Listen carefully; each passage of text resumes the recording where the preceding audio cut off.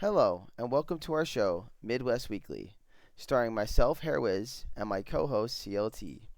We are here to give you a breakdown of Week Two's action across a spring split sweat league in 2025. Yeah, I kind of made an error last week. If you guys were watching, I said summer splits. We're not in summer split. I'm way ahead of things. It is the spring splits.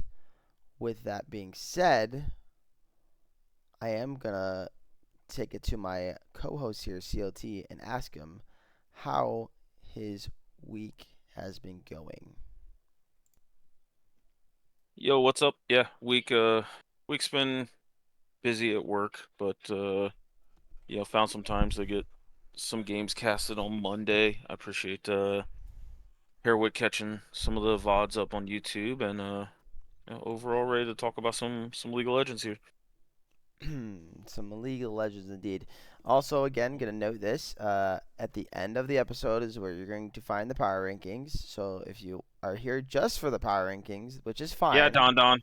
which is fine, feel free to catch them. But yeah, so let's jump into the first series of the week, which well not of the week, but of our first series to break down here, which is Coin Flip versus Ninja Turds. Which yes, I did cast it after it already happened, but man, what a series, what a series! Absolutely, really exciting. Um, 3 games here. The first game though, going over to Ninja Turds off the back of a really nice performance out of really just the pretty much the entire team on Ninja Turt's side. Um, Sam Ladd was really. I don't like to use this word often, but I'm gonna just use it because it really was the series. I honestly was gapping Krieger, and I think Krieger's really good mid. Sam Ladd Agreed. was all over him the whole series, but especially here in game one. Um, and then you had the bot lane here, Tango Fish and Nexus. I think they put on a clinic. Had multiple situations where like, man, they were they were in spots where they were 2v3ing and nearly getting like killing everybody. Um, and then woohoo, Mr. Bufa, they didn't like shine as much, but Mr. Bufa had a really sick Gragas play, the classic Bomba. Um, and if I come across it, I'll definitely tell you where it's at. But yeah, I mean, the game one was intense. Like by no means were coin flip out of it, but they weren't able to ever to get any like major ground, and I think that had a lot to do with the comp they had drafted into um, Ninja Turtles here. The Lee Sin, I liked it early. It's not bad into the Jin Zhao, but once you get kind of like through the early game, the first 12, 14 minutes, you both have an item. The Jin Zhao kind of starts to just outscale you, and then you're forced to like make plays as the Lee Sin. But the Jin Zhao can just stop you from doing that with his Crescent Descent. So, but Brandino definitely had some opportunities early. Like I know um, they were able to dive bot lane a couple times, even though one of those dives I think resulted in like a 1-for-1 situation. But like it still was okay. Um, but then like again, mid lane was so hard. Krieger was having such a struggle there that Samlad was just walking up to people and doing the typical Syndra thing. I click R. There was an actual time where she just one shot the set too. It was really stupid. I'm like, what the fuck did I just watch? Maybe and he wasn't actually like one shot from 100, full HP all the way down to zero, but he at least was like 75, 80%. I was just like, where'd he go? Like, what was that? So yeah, game one was definitely a fun game and defined a lot by the bot side of the map from mid bot. Yeah. Do you have any particular takes here on the game one, like from what you're seeing, or I don't know if you're watching any of the clips or anything, but any I'm opinions there? watching I'm watching some of the clips. Yeah, it looks like Brandino tried to do his best to affect the map here. I seen Mr. Bufa got a really nice bomba off to solo kill set around like the 10-11 minute mark. Yeah, the one where he's Um under the turret, right? yeah. Yeah, Yeah, that was pretty nasty. yeah, it was 13, 13:30. Yeah. Yeah. It was gross. I think it was definitely um, highlightable for sure. If like it didn't make it onto the plays, but it probably, if I had to guess, Mono definitely considered that play because I think it was definitely a nice clip. Um, but I guess it wasn't like super insane. I mean, if you look at Gragas as a champion overall and in the situations, it's kind of a pretty basic Gragas clip in terms of like if you know the mechanics of Gragas well. Mm. So it seemed like Matthias did get caught off guard though. He's like probably like, why is he throwing his Q here? That's so troll. Yeah, at this stage in like the game and how long it's been out, if you see Gragas just throwing a Q randomly somewhere, just walk away from him. He's trying to bomba you. Yeah, But no, he got a really good one off. I just think overall looking kind of skimming through this game, Coinflip did get feats, but it just felt like a lot of what Coinflip wanted to do was very offensive based. So then when Syndra got ahead, Xin Zhao was able to stabilize his mid game and get ahead. And Xin Zhao plus Renata Glass is actually kind of nasty. yeah, Um, but yeah, it's just overall, it's really hard for Coinflip to play from behind here. And I see here at roughly like the 18-minute mark, they're up 3K. They've got two dragons, including a defensive dragon. Um, it's just really hard to kind of grind back into this game. Ari does have a little bit of a late game build, but yet ironically she loses to all of the late game scaling champs that like go with that build as well. So, yeah, it's just hard for Coinflip to walk in the fog of war, and when you're walking into Syndra, Zhao, Gragas, like Varus from Lethality Varus, like you're just gonna eat a boatload of damage. yeah. And I should point out like Tanglefish early on this Varus was getting hard focused. I actually forgot how Yeah. far behind he was in this game at one point. Um, like Aristotle definitely had a bit of a lead, but he kind of just clawed back in, had a couple nice fights with his team, did the typical AD carry thing, and then just kind of started popping off. Um, but even with that said, they still nearly there's I just can't remember exactly what time during the game, but there was a point where Lee Sin tried to insect Nexus into his bot lane, and then Nexus dropped his ult. I forget the name of it, but the Renata ult, and then that on top of the Chains of Corruption onto Brandino, nearly one shot Brandino, and this is when the virus was already behind. So like they were definitely doing work down in the bot lane. Like they were not afraid to play regardless of struggling early on, and that's I think what impressed me most here out of Ninja Turts and why later on you guys will see. I do think pretty highly of this team at the moment, even with the start of their split. With that said, we can jump here into game two. So game two, it started to turn in the favor of coin flip. They started to flip it back in their general direction. What I remember of this game, it definitely was again pretty like tightly contested, similar to game one. Um, Maybe even more so.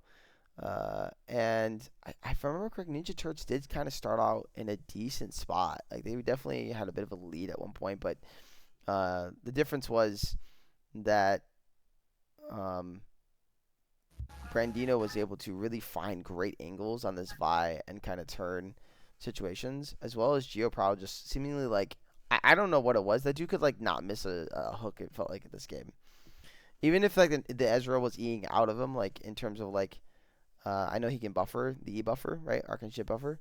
He still was hitting them, and it was so freaking hilarious. And then of course Mundo existing in the game. You know, Mundo goes where he pleases. We all know about that. So he kind of got to a point and he scaled up and was really hard to deal with. Um, but oh, and that's right. You know, the first death of the game was actually an invade. CLT. Yeah, Oh that's what. damn. Yeah, the um the boys tried to invade. Coinflip trying to invade on the Ninja Turts, and Ninja Turts were ready for it. So they stacked, and I think they killed GeoProw. I'm watching it over again right now, but Mhm. I'm pretty sure that's who they killed. I like I actually like this coin flip draft quite a bit.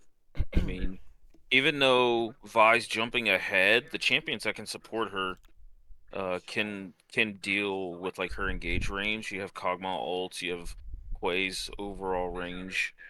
Yeah, So it's a low key like a pretty interesting comp. I mean, you have a lot of lockdown and I don't want to say dive, but dive with like artillery fire on this Azir. And after Azir's out of the fight, there's nothing that can take care of this Mundo. Like this Mundo's pretty big already here, like 20 minutes. Yeah, I think I actually do think the comp they drafted can deal with Mundo. The issue is that I don't think they got strong enough on the champions they needed to. Like Yeah. the Azir, like even though he's doing well in lane, he really was kind of suffering out of lane a bit, kind of getting caught out a lot, whether it was Nautilus hooks or Brandino, getting in there. So there was a couple stuff. Also, Krieger was living on some funny stuff a couple different times. We should definitely note this. So there was a situation around the 6:15 minute mark where there was a roam by the Bard. And Nexus came and he magical journeyed in, and at the same time, Azir went in and Emperor's Divide, right, and pushed him back towards the Bard, but the Bard actually magical journeyed away, and then Krieger ended up walking towards the magical journey and using it to get back to his turrets. And I'm like, what is this, bro? On Really? top of the Woohoo probably doesn't want to talk about his Skarner ult either. That was pretty hilarious. I gotta find that for you. That was well played by Krieger. I just watched that. Yeah. Okay. So But the Skarner ulti, you're looking at around 8:15. Just like 2 minutes later, he freaking alts the wrong way somehow.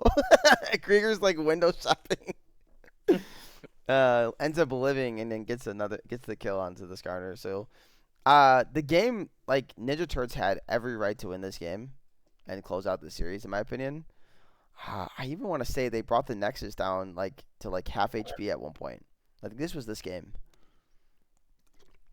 this this whole fight at 8.5 minutes where the Skarner ulted the other way and then Krieger like accidentally mashed the Hui combo and didn't move his mouse for the QW. Like it's comical to watch, but hey man, it's a high pressure situation when you're that low health. Yeah. So I can't Also, I I, want your opinion on something here. What do yeah. you think about Nautilus Kog'Maw? Like, I don't think that's that great. Am I wrong to think that? Um, I don't think that's that great, but into the Ninja Turds comp, I think it's acceptable because there's not that much dive onto the Cogmaw.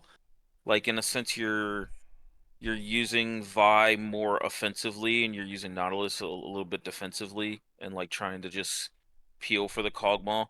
I know Cogmaw really likes enchanters. Um, but I mean, there's still a lot of CC coming out of GeoProw that I think if there was more like a direct engage comp, like you switch out the junglers, then maybe you can make a case for an enchanter. Right. But this Kog'Maw, the threat level on this Kog'Maw was not high enough that I don't think you felt the missing enchanter as much. Yeah. Yeah. The But series though, or the series, not the series. I'm sorry. This game was definitely insane though. I think it had like two or three Barons in the game.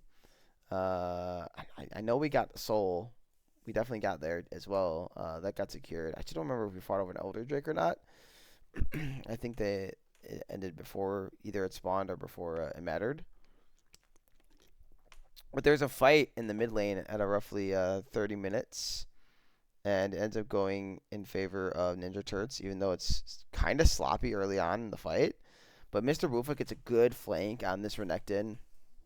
They're able to kill both the carries, so they're just off the map. And then they go for the push end here. And it wasn't like as close as some of the near Nexus falls we've had, but it was still close. And now that I'm watching it back, I remember talking about it in the cast. Like I kind of curious what happened. So they're pushing down mid about 30 minutes and 30 seconds CLT, and they'll be on the Nexus turrets around like 31 minutes. So if you're trying to look for what I'm talking about, yeah, yeah, I got and it up here.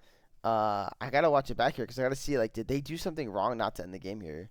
I think killing Brandino initially was fine, but now I think you don't hit anybody, right? Like maybe that was the problem. I think you ignore Mundo.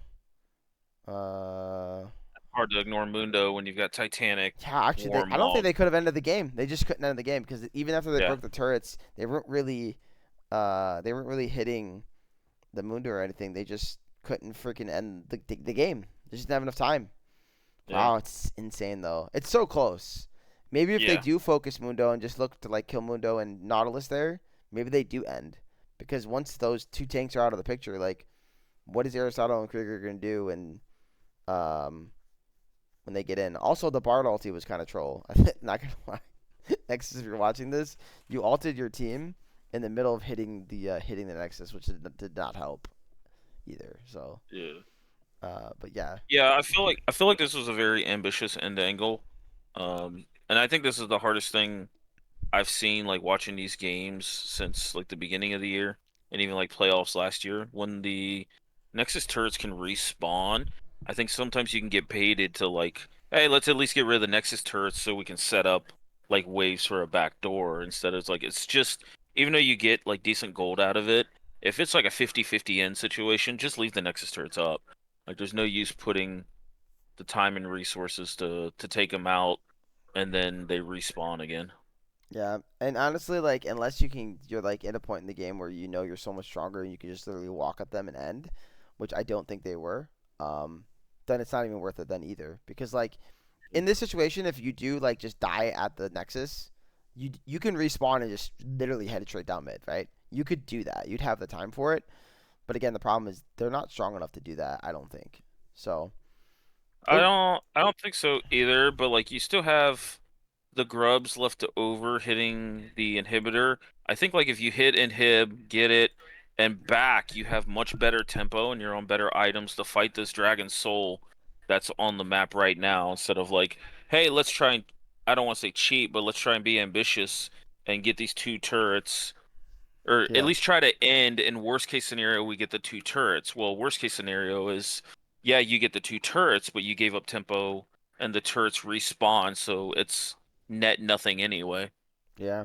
And Like unfortunately, like after that, they seemed like they kind of got gassed out. Geoprowl ended a wonderful hook onto Sam Lad that resulted in a dead Azir, and the game was pretty much over at that point. Like they just did what they wanted, and then they just went for a funny play onto Mundo, and that was it. So I remember watching this going, I don't think this is the answer. Like even if you guys have potential of killing him, I don't think this is going to win you the game. Also, he yeah, this died was to a freaking minion. That's what ended up finishing him. The funniest thing I've ever seen. But it just didn't feel like it mattered because they weren't able to do enough with it. So it just felt like a wasted tempo play that they didn't need. They could have done something else on the map at that moment. So, but yeah, that's game two. We can jump here into game three, which oh was a this is long game. It was a very long game, but I do feel like from watching Ninja Turtles, they seem like they ran out of gas. Like the way they were playing, it wasn't the same. Coin flip even got a lead early in this one, and the Iron top was some tech. Let me say it was I was interesting. about to say this draft is interesting. hmm Like Ivern top and Bessa jungle. yeah, it started out so good too for like for to me like it still started out good for Ninja Turtles. Let me rephrase what I was saying. Like coin flip, it started out great for them. Finally, a game where they're not like super behind, but Ninja Turtles still had some really positive things. Sam Ladd was doing really well in this Oriana into the Mel, constantly pushing her out of lane, and or the solo kill, just really denying a lot from the Mel. The only problem was then Sam Ladd started to get focused, and then it became a struggle. Missed a couple shock waves that could have saved his life, and then it was like, ah, shit, you know. And then now the game is a struggle.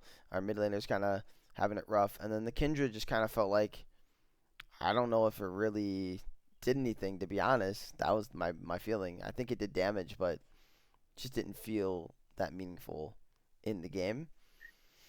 So it was it was an interesting game to watch, and it went a very long time, and I really did not know who was gonna win. Like it felt like it could have gone either way, but yeah, banger series and banger game three.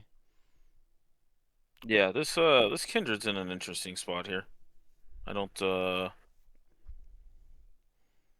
I feel like I would have to go back and look at the draft, but Kindred into Mel actually sounds like really bad. Just because even if you Kindred ult, Mel's gonna throw a bunch of AoE spells and keep stacking up her passive. So as long as Mel doesn't waste the ult, she comes out of the ult basically with a Karthus R and just one shots everybody on low health here. Um, Yeah, and is how I've seen. all credit to Krieger. He struggled a lot in the series, but he still made plays. I forgot he stole the Ocean Drake at like 19 minutes 50 seconds, 20 minutes around that mark. He stole it. That was like huge because that would have put Ninja Turtles on Soul Point at that point, and I think with the way the game was going and how tight it was, like Ocean Soul would have broke the game. So them being on Soul Point at 20 minutes and the next one at 24, like good luck, you know. But it kind of stalled the game a bit in favor of Coin Flip. I think they still did get Ocean Soul though, if I remember correctly. Or no, they didn't. Yeah. They didn't. So I think I was wrong about last game, by the way. I think this is the game that had the 2 or 3 Barons. uh, and maybe even an Elder in this one. This was no, it didn't go Elder because they had 3 Drakes to 3. This game was freaking insane, man. Yeah, I think denying the Ocean Soul though, or the Soul Point, is really massive here. Yeah, it's literally why the Um, game got stalled because after that they were able to get one more Drake and get to Soul Point, but then like they started to scale up on the side of Coin Flip, and then it became so much more difficult for them to stop them. And mhm. Geopro was out here solo killing like the jungler and stuff. Like I don't know, bro. This champion's stupid. Get rid of Tom Kench. I want That to mess sounds with like that Geo, trade. bro. Yeah, this champion, bro. I swear to God. The Serpent's Fang second on Kindred's actually interesting. I mean, I know there's Ivern in the game, but he's Yeah, building a AP. lot of the people in the chat were talking about that. Yeah, I don't. I mean, I don't disagree with the item. I think you could probably build that a little later. Because you're just seeing AP Ivern right now, and I know they. I don't want to say they nerfed it into the ground, but they definitely made it way less effective than it was, a couple seasons ago. But also, like this Oriana pick, I know it's a really good answer to Mel. There's not much that Mel can like reflect, but it's really tough in lane because Mel does outrange you and outpoke you.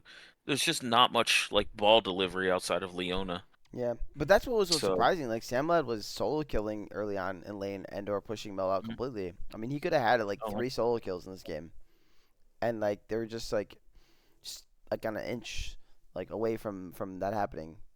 Instead, he just ended up with 1 solo kill. One there was like a mhm. reflect that was it reflected one of the autos that would have I think killed, and then another one I can't remember, but I think he ended up getting saved by like a jungle gank or something. So it was it was interesting to watch. But if you're saying that matchup is supposed to favor the Mel in theory, then I mean, Samlad really played his it's ass off. well, I think it's for Mel to misplay just because she has so much more range and she lanes like a poke mage. Doesn't really scale like one because she still at the end of the day doesn't have the range of like Vel'Koz, Xerath, Ziggs. Hmm. But in lane, her Q still has a respectable amount of range that you can poke some standard mages out.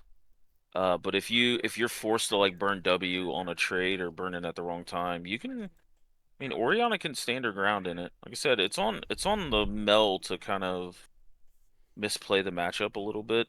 Yeah, But that's the thing. If you play a matchup really bad in Oriana, she still can punish you. Like she's still a good general champion. So yeah, getting this Otacon away from the Drake stacking team, I thought was pretty big too. yeah. Here at That the 25-minute mark. definitely helped a lot. And there was a lot of steals in this series. Like I noted the steal by Mel, but like the junglers in both games were like back and forth stealing objectives. Like one game, Brandino stole Otacon, and then on the flip side, I think Baron got stole or Drake got stole or something by Woohoo. So like it was a lot of 50-50 flips, literally living up to the name of coin flip, and it was a Yep. fun series, man. So And I'm coin flip gets, of course, the GA Otacon, which is like so their style. swearing we never see it. Yeah, the one team that I think could use it the best gets it in the one game that it's in. Because that Brandino play at the 26-minute mark, like yeah, that was insane to get that tier 2 and you get the tier 3 bot Yeah, lane. Like sets up absolutely. the game. But yeah, so that was the series, which I think so far for me at least, what I've seen in casted, it's been one of the best series of the split. Uh, so yeah. But with that said, we can move into the next one, which is Instinct CK versus Royal Rogues, and if I remember correctly, I pretty sure I casted this series as well. Was the only two I was able to get to, which is a It rare was you and feat for me. A rare feat for me. I'm going the opposite direction now. I'm just casting two a week, I guess. So yeah. What do you remember much about this series or I gotta let my brain kind of remember here a second. I definitely do wait, is this a recall. Gnar mid? Yes, it was an R mid. So Oh, now that I'm digesting it again and looking at it over, uh, one thing I remember a lot about this first game was Tuna on Blitzcrank. Like he landed hooks, but it felt like he didn't land enough, and the ones that he did land almost meant nothing in the game. Cause like the Janna was constantly playing out of her mind. Like Don Don was just on top of it, doing his thing, and then Good Boy had like a godly performance in the mid lane on Rise. And I'm not taking anything away from Eclipse. Of course, Eclipse played well too, but man, that Good Boy was doing some work. Um, and then my boy Arctic had like the quietest series ever. By the way, he did like he didn't do anything. He was chilling top lane. Him and Pat Stick were just kind of hitting each other occasionally, but nothing really ever came of it. the top lane special. Yeah, yeah. I know Royal Rogues Yeah. had role swaps here. I remember Cosmic was originally a mid, so him and I believe Jungler switched, which was I believe Pickle Me Elmo the previous week. So that was interesting to see. Um, I don't think that Royal Rogues played innately bad here. I thought they looked decent into who we are considering probably one of the best, if not the best team in the league, depending how you look at it with the power rankings, right? Um, Mhm. but yeah, I mean, it was kind of hard, I think, for them to play the game on Royal Rogue's side. The only really fed member I remember was basically just Cosmic though, and the Gwen it wasn't able to do as much as it normally does. A lot of CC, a lot of kiting ability. Corki Rise can kite really well into it. The Janna speed up on top of the shielding. So it was hard for them to play the game. But there were small moments where you kind of go and you watch. You're like, okay, Royal Rogues, maybe this is their moment. They can get back in. Like I said, Tuna lands a hook on Eclipse. I remember they actually, I think, even killed Eclipse off that hook. But it still just didn't feel like it was enough because then Rise just turned and started beating everybody's ass.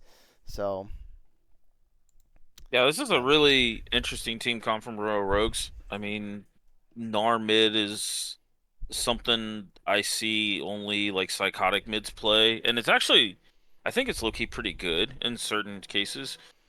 But this team comp by Instinct, and not only does it scale, but like you can never push it back either. Um, like you just don't innately have that much wave clear, and you're so short range with Rise against Rise that's going to build, the Roa Seraphs with Phase Rush. There's just no way to like stick to people. You're 100% dependent on blitz hooks, and when there's a Janna on the other side, if you don't hook the Janna, she's going to be able to do a lot to save whoever you did land a hook on. yeah. And I know my support always talks crap about the Jenna. He says Jenna bad champion, but I think I disagree. I think Jenna's a pretty good champ, but there are just champions that do better at her job than her. But in the right circumstance, I think she can work like any other enchanter. So I liked it here. Oh, I think it worked out well. I think he even made like a well, couple of flash R plays to insect people, if I remember correctly. Yeah, Don Don was. Thunder was doing it. Well, Calico would probably argue with the Jano point, but we'll touch on that when we get to the other series that Jano was played in. Fair So enough. Fair enough. But yeah, so that was pretty much game one. Like I said, it got to a point yeah, where the lead just became insurmountable, and there was just not much they could do. And I feel like Blitzcrank, specifically going back to this pick, because I think this is besides the Gnar, this was the only other outlier pick for me. The only way Blitz works, in my opinion, in any circumstance, is if he's a little ahead and can set up with his team around objectives. Like he's so good at that, right? He's so good at getting a pick and turning a fight quickly because you're just blowing up a target. You can't do that if you're behind and you're not first move on objectives. Your champ starts to become useless. And then even when you land it, what feels like a meaningful hook, there is, you know, enough peel and enough defense to keep that champion alive because your team is not ahead. yeah. I kind of skimmed through like the first 10 minutes, and I mean Royal Rogues put up a fight. Don't get me wrong. Um, but that kind of Grubs fight up top there at like the 11.5 minute just kind of showcased the interactions between the two comps that the top side of the map is so short range. You're never gonna be able to fully commit onto the CK comp. Yep, yep. So yeah, so But we can jump into game two here. Game two was the this this was the good boy show. If the other game wasn't just straight up the good boy show, this literally just was. Uh, he was featured in the top five week two plays, and yeah, he was an absolute menace on this Vlad. One of one of the best Vlads we've seen. And I know there was another Vlad player, and we'll get to that guy too. But yeah, it was very clean, very clean. And actually, I should note there is a multiple Vlad players in this league now. I didn't know Yeah.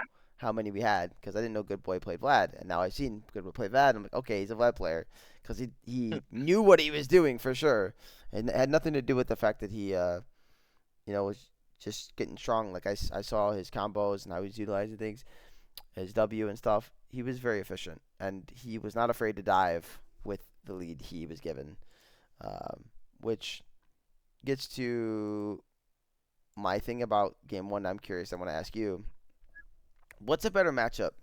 Is it Rumble into Vlad or is it Tristana into Vlad? Ooh. Um. I think only because it's Galio top. I think you want to I don't want to say sacrifice because I don't know pound for pound about the Rumble Vlad matchup, but I think you want to put Tristana top lane just to force armor early out of Galio, and then Rumble because Vlad's in a shorter lane in the mid lane. I think Rumble can at least go net even there and push back Vladimir. If Rumble has like Ignite or just really gets early access to anti-healing, I think he can start to push that lane back until like level 11 or so when you're like, almost two items and Vlad gets another point in ult and starts getting some CDR. Then I think the Rumble starts to become in trouble. But if you're gonna, I kind of went back and looked at the draft as you were talking about it. Like you just, Vlad is one of those champions that is going to punish your team comp if you have little to no CC and like lockdown CC, not like Jarvan ult or like Xayah pulls, just stuff like Vi ult into like Ari charm, stuff like that.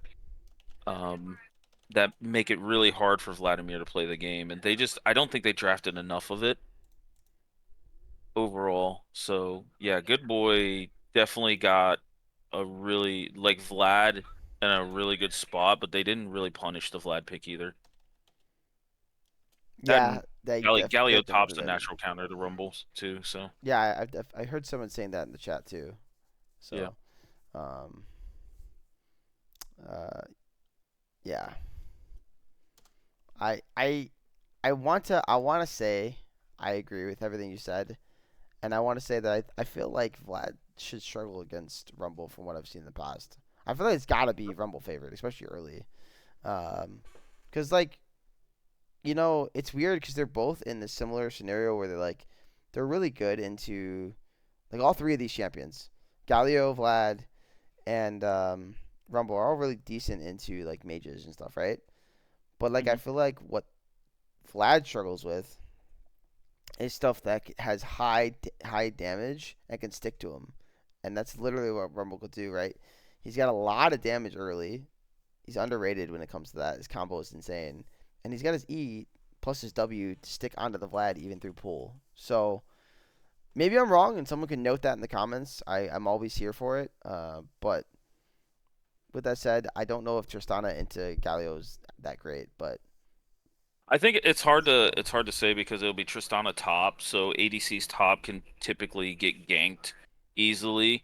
And I also think the Rumble Vlad matchup top lane, when Vlad has more space to cover the runaway, it's probably a lot better on Rumble. But when you're mid lane and you're basically just asking Vlad to just play a standard lane, the tower's right behind him. I don't think there's not much room for Rumble to run him down. So, I mean, hindsight's always 2020 here, and I'd be curious to hear some other people's takes on it because I don't particularly play Vlad, and I think the champion's fucking obnoxious to deal with. Agreed. Um, Vlad in lane is just one of those champions that's like it's on the Vlad player to play it bad. You can never play it good enough into him. I feel like so. Yeah, but it looks like Good Boy busted out yet another champion that we didn't know he play or he hasn't showcased and popped off like usual. Yep. Yeah, He's he's he's he's putting together a really solid case for MVP. Like I know we're 2 weeks in, but man, he's had four really good games. yeah. I think there's a lot of players right now that are in that conversation, and Yeah, um I won't go into everybody, but I do think there's more than one right now, and I think it's across the league. Like there's probably 6 to 8 players. I could have a conversation with multiple players on some teams. I honestly maybe even 10 players, just straight up. Like yeah, there's a yeah. lot. So I think the next couple weeks we're going to see like really who is really in that conversation, Hmm. because these teams that are uh the better teams are going to start playing each other, right? So Yeah, I once think we we'll once touch we on see that in the that, power ranking. yeah, once we see that, we're gonna get some more information. But with that said, I think we can move on from this game. Congratulations to the Instinct Boys picking up another series, and Good Boy going off with his quadra kill. So let's finish up Group A though with the Soulless Endeavor versus Femboys, which I know you casted a rerun of. So I'll let you kind of break down that series. Yeah, game one. We've seen it seems to be a theme this week where players are busting out some unique champions. We've seen a Kale mid coming out into Syndra, and Lions had a really rough time. Syndra, while didn't really threaten kill pressure as at that much, you're just trading ult for ult. Definitely accelerated on the stacks quite a bit. But the one thing to note is Mocha on this Hui support. I thought it was good on paper, but it created a situation where there was not enough CC to to create opportunities into the other comp. Like he can poke, but Hui needs to hit that mid game really hard because he just doesn't innately scale that well. He doesn't really have like percent health damage or any access to pin in his kit. Hmm. So Hui in the late game is hard, and so if you're behind in the early game, he just feels kind of useless. Um, we've seen the Lucian Nami come out of the Femboys bot lane, the old classic, and this is actually a rare time for Nefiri jungle to come out. And overall, I think Femboys played this early game pretty well. Once Monk got to Storm Surge, first he went Lost Chapter direct into Storm Surge. He was starting to just blow people up, and they snowballed this mid game off of a lot of his damage and his plays. Yeah, I do want to point out. I think Solus in the situation they were given, they played honestly like uh pretty well. Um, and we're not gonna go into details of everything that happened, but I think when you when you end up in a weird situation sometimes as a team, and you're going against a really really strong team in Femboys, and you're able to pull out like the performance they did here in game one and keep it like close at times where it probably shouldn't have been. I think that's really really impressive, and I think they should hang their hats on that for sure.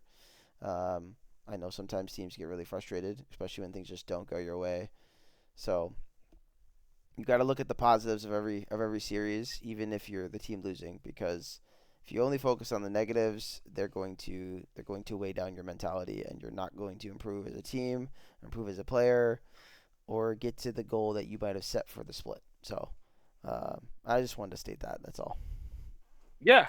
Yeah. I mean, you could tell in their play that they hadn't given up on this game. I mean, Kel hit level 16, and while Femboys were controlling the game and controlling objectives, there was a fight at like the 28-minute mark where they got an inhib, and we don't play enough on this Jax. I mean, he had a really good laning phase. He got a couple solo kills, and he was trying to be the anchor on his team, but there was a big fight there where I felt like Femboys, for lack of a better words, just kind of like disrespected or tried to. They thought they were much more ahead, and they gave over a few shutdowns and a couple kills over to Solus Endeavor. So they Solus did a really good job, like trying to keep this game extended and play to what their comp did. Yeah, But I think the only thing sad there is that plays for days flashed out when the ulti was on him. yeah, Yeah, the kill ult. yeah, Honestly, there at that point, it's gonna sound funny, because I do think dying in certain situations is bad for tempo. But there was nothing on the map to take anyways. I think you just stay in there. Like they might actually just ace them, honestly. So, hmm because that damage with kill being, those two items, that's gonna be decent and already level 16. So you just commit. You just go in. Say screw it. Whatever happens here, you guys, it's up to you, boys. I am dead. But that's Oh yeah, that was on the Sejuani. yeah, and Yeah. I don't think that's bad what Sejuani did. Like I'm not even trying to hate. Like that's not me going like, ah man, don't do that, dude. That's so wrong. That's not what I'm saying. I just think in the circumstance, you already got two kills. Go for it all, and you have the kill ulti on you. Mhm. I wouldn't even flash away. I'd hold my flash, in fact, for another fight where I need to utilize it to get on a carry, like Inferno or Monk mentality.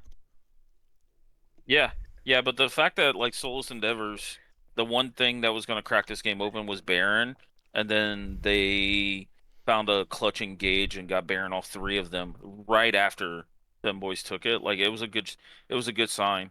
It was a good thing. Yeah, I definitely agree there. Ending games in this meta sometimes can feel so easy, but then sometimes can feel so hard. I mean, there's so much to consider. You talked about the Nexus turrets being one of those things, and Baron, like, I want to say it's not as strong as it used to be. Maybe that's just me, but I don't think it is. I think it's still like the end game, one of the end game things you want to acquire to end the game. But I feel like you used to get like one Baron and sometimes just run it down and the game was over. So I don't know if that's maybe the Nexus turrets or if there's maybe just Baron being weaker. I don't know. Or maybe because of the way Nexus turrets work, Baron's now just innately weaker as well. Like maybe it kind of ties in because of that. But it's definitely interesting to me because when I watch a lot of Yeah. games, like I see two or three Barons sometimes to end the game, and this is Baron spawning at 25 minutes, so it doesn't make sense in my head. So Yeah, I think there's a lot of factors. I think some of it deals with the mid lane meta because there's so much innate wave clear there that if you like in this game you have Kale who has solid wave clear, backed up by Hui. Like it's easy to overcommit, and all of a sudden you're finding a fight where hey, all of your minions died. Like okay, nothing's there to tank a skill shot or something. But yeah, there's a lot of factors. yeah, but it was a hard fought game I think by Solus. Oh So yeah, for sure. but really well played by Femboys. I mean, I know they had an emergency sub and a lot going on there for them. So them being able to kind of come back and secure that after that situation's got to feel pretty good. But yeah, Yeah. go ahead and dive into game two and kind of tell me what your take is on game two here. Game two kind of started off kind of similar to game one. Like we don't play enough in the top lane for Solus Endeavors. Had a lot of really solid trades, and if I remember correctly, even got a solo kill or two on this Fiora. But they just didn't. they didn't really keep the game like fast paced because you're into Zeri Yumi Vagar. I know there's Kindred there to kind of help, you know, give yourself tank stats in the form of just soaking cooldowns, not being able to die. But uh, this York jungle, it was good in certain spots, and I think it even had a solo kill against Fiora as well. Like he got ahead, but it just felt like they didn't get ahead enough to combat all of this scaling because eventually Zeri Yumi started popping off. Monk Mentality had a completed Roa fairly early and went straight into Death Cap after that, and he just starts to one shot everybody. There was one where I think he like 90 to zeroed in one combo the Mordekaiser that was ahead. Even I was just like, what the hell? So Interesting. That's something you plan yeah, to see every day. I do think it was Mordekaiser seems hard to play here, though. yeah. I mean, he played the lane really well and got ahead, but I mean, it's just who do you ult once Zeri gets two or three items? She can just dance around your ults. I mean, I guess you ult Zeri hoping that your team can get rid of Yumi before she reattaches. In that case, but Yeah, I but just feel like there wasn't a much. what is like? How do you CC Yumi out of the out of that? Right, she should have time to Yeah, reattach pretty much no problem against that team. I mean, best yeah, bet you maybe you get a root off the Senna, but like that has time to cook.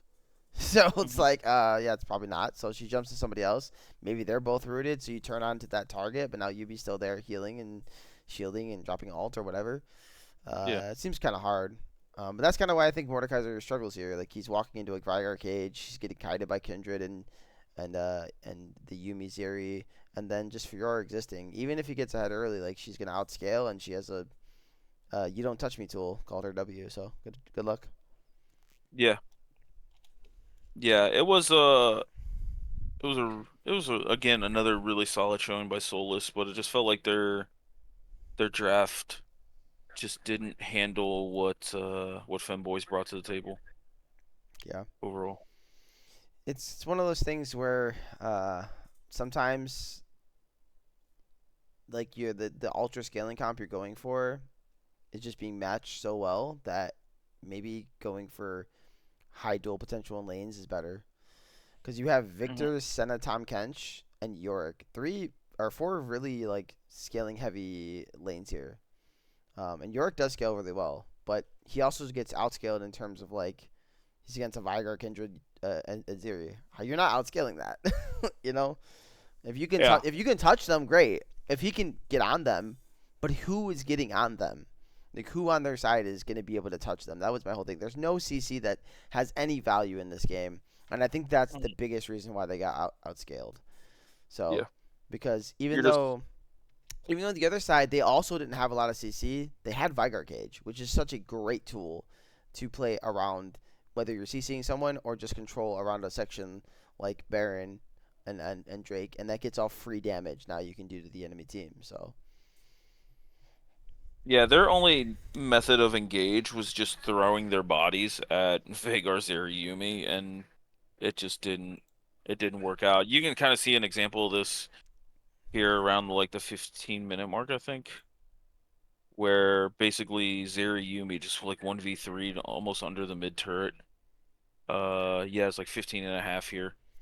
And it just kind of shows that there was no way of getting on this Zeri once she starts kiting you out, getting movement speed from her ult and whatnot. yeah, once you start zeroing, Yeah. you're done. Yeah. Say goodnight, and I get it.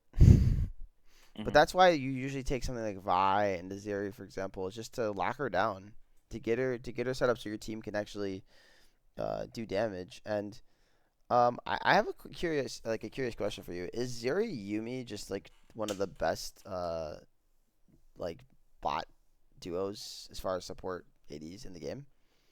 Because I feel like it might be. Uh, like I don't really have much context to play. I don't as far as a duo, but looking at this game and just seeing how potent that duo was, I feel like if you're in a fearless draft where like you're burning Vi or Sejuani or some of these other like engaged junglers on game one, game two, I think the threat of Zeri increases heavily because Yeah, there's just not as much innate CC left in the draft.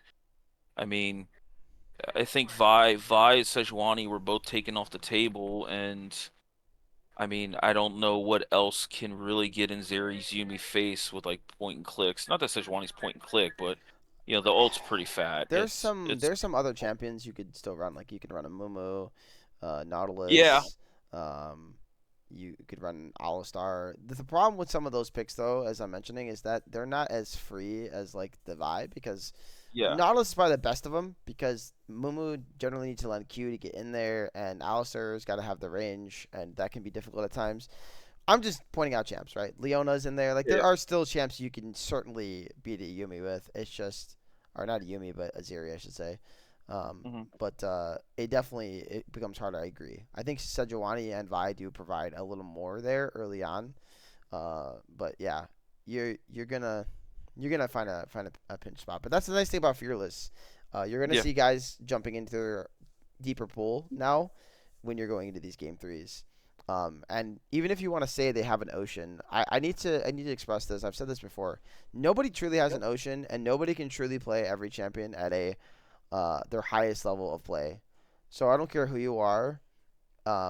If you're at the third game and you are down two champions, you're probably dipping into something else, especially if they're banning you heavily, right? So Hmm. it's not going to be your best champions, but at the same point, the fact that there are going to be opportunities for certain champions to get played, like Aziri, even if that's not your best AD carry, it's so strong in like the situation you stated, and that's what brings such value too. So it's very interesting. It's really fun to see what Fearless has brought to the league so far.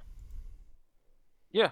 Yeah, I think overall this series showed us quite a bit as far as like just newer champ or not newer champions, but champions you just don't see that often.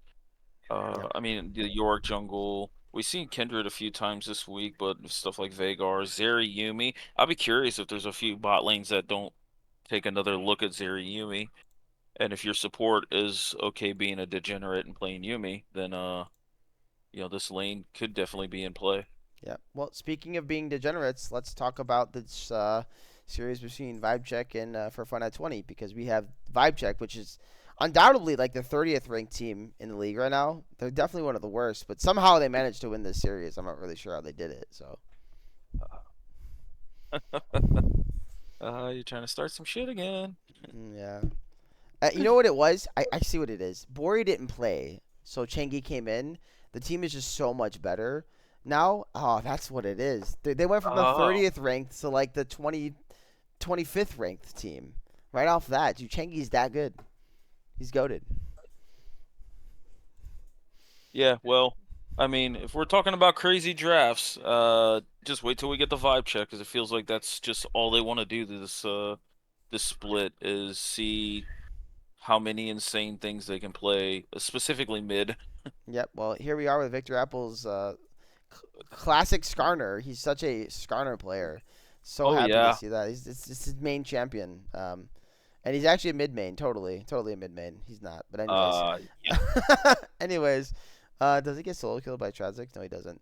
I'm happy to see this guy back in the league though. I don't know if I mentioned that last week, but Tragic is really fun to watch. He's one of the better Echo players we have in the league. We don't have a lot, so it's nice to see. It's like him and Haku. I think are the only two I think of, and Haku plays a jungle, so it's pretty cool to get to see it played regardless if it wins or loses. Just something different. Um, Mhm. but yeah, so did you have any take on this first game here? I did not catch like a lot of this series, but it's just it's such an interesting draft. I mean, we see Zach Jungle coming out. That's what's uh what's your kind of thoughts on Zach Jungle I while I'm kind of just seeing a little bit of this game here? think Zach Jungle is great. I don't think it's got any like it's super horrible or anything. It's definitely not heavily in the meta, but I think that's also because some of the stuff in the meta can kind of deal with him. But if the those picks are not being picked, he's fine. But like Jin Zhao can counter the jump with his ulti, which is sometimes just all you need to win a fight. Um, then you have like Sejuani who can do the same thing with her Q, and then they can just turn onto the Zac. I also don't think Zac is naturally tanky as someone like Sejuani. Um, Vi, I think with her shred and how she plays, can generally speaking deal with him well. So like the junglers are in meta right now, like it's hard to see him as much. So it's really interesting to see the two junglers picked here, which was Zac and Nidalee. That's not something I'd be expecting in a series at least game one. Um, but I do love seeing the Nidalee. I think it's an underrated champion in pro play. I think it's freaking really hard to pull off though. So I Mhm. think it's good if you're good at it and your team drafts well around it. I think the draft they have here isn't too bad because they have an answer for Zac with the um, support Poppy. They have an answer for the tankiness with Skarner. They've got um, a high burst, high DPS mage in the top lane from Vlad. I don't know what build he went. And then they have, obviously Draven. Oh, oh my lord. After pack. Jeez Louise, 25 minutes. It's a quadra kill. Yeah, that got clipped actually. I don't know if you watched week Oh. two. That got clipped. It was side by side. It was like, can you spot the difference? It was so clean by Mono. And I was like, can I Mono's spot the good. difference? At first, I didn't realize it was two different clips. I was like, what is he talking about? And I watched it. I was like, Yeah, shit. that's yeah, both times Vlad's picked. It just felt like well, okay, so he was B5 picked here, so I think like the Vlad pick is pretty goated here, to be honest. It has a solid lane in the Camille from what I know. Um, Maybe there's ways Camille can play it to help keep Vlad down, but if she just E's at Vladimir, he just pulls away. Like there's nothing really to go off of there. But yeah, man, this Vlad popped off, and there was not much answer for the 4 Fun at 20 squad. So this Zillion support's interesting. Um, I like the theory behind it, but you're just, I mean, you have access to the back line, but when your back line is Vlad that wants you to come to him, I mean, you're just leaving Draven out to dry, and okay, the rest of the team just cleans up. Yeah. Um, the thing is with the Zillion here, I think if you want to go something like Zillion, just go an Enchanter here. Like Zillion support can work. I just don't think here it's like what is the alt matter? What does the speed up matter here? Like who is it really helping to play the game here?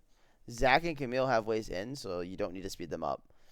The the um the bombs get some use if you like drop them on their heads while they're flying in.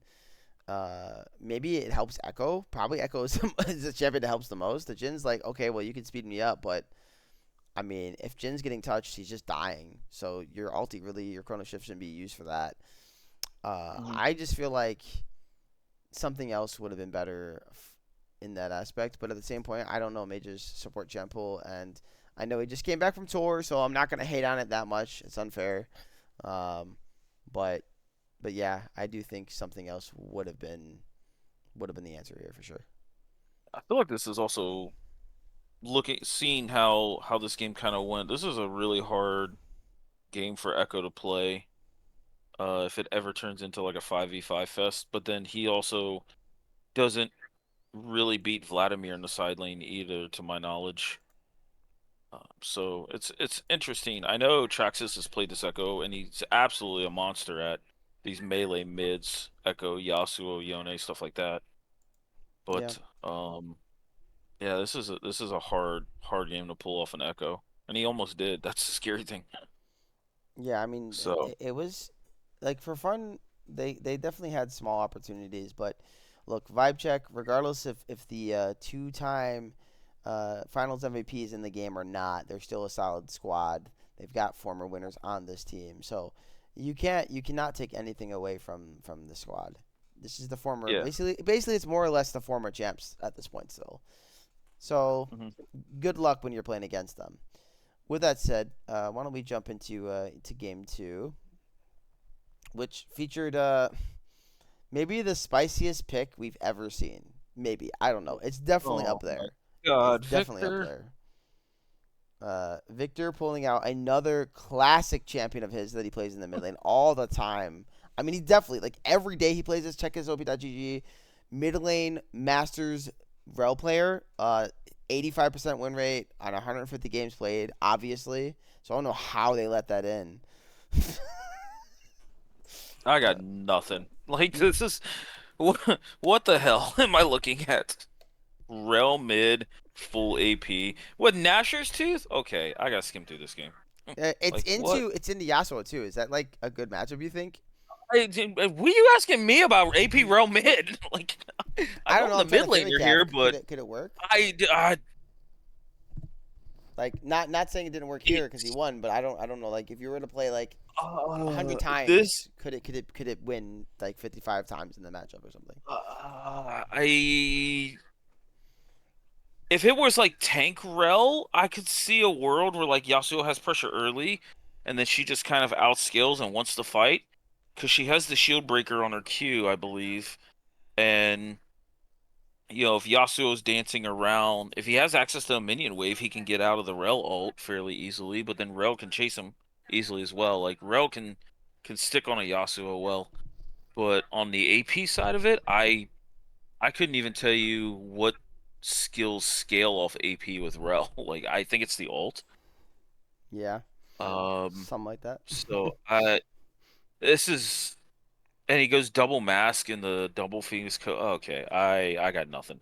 I I love the Diana Yasuo combo. Like I think if you're a Yasuo player, Brother solo you kills. have He solo kills him at what the hell? He solo killed him with a freaking ruby crystal and a freaking Doran's ring at 6 minutes and like 10 seconds. oh my What the God, hell? The victory, the bro, victory's just so good. Just it's over. he's he beats him to level 6. Yeah, Still, it's still that'll ridiculous. It's still. I don't care if you get a I website. It's still ridiculous. uh I jeez, Yeah, Victor, what Victor are you Apple's MVP of this split. doing? Well, he had to do something after that finals last year, so. Oh, he's Uh, almost solo kills him again. Oh my goodness. okay, clearly Rel beats Yasuo. Who would have thunk that one? Yeah, Um, I mean, if I'm pressing tab as Frozen Ace and I'm seeing this Rel going full AP, I might just keep dive bombing mid. It is grasp, so she will have some innate tankiness, but Diana ult into Yasuo ult, I feel like starts to really chunk out this Rel heavily. But if you don't attack it quick enough, it's just what are you gonna do here? yeah. And this is a Mel bot lane, so that is Well, it's a Mel bot interesting. lane into Baran bot lane, so here we are. Yeah, Bran is one of those champions that still does great into Mel. I mean, yes, she can reflect the stun, but Bran doesn't need the stun for that kind of damage.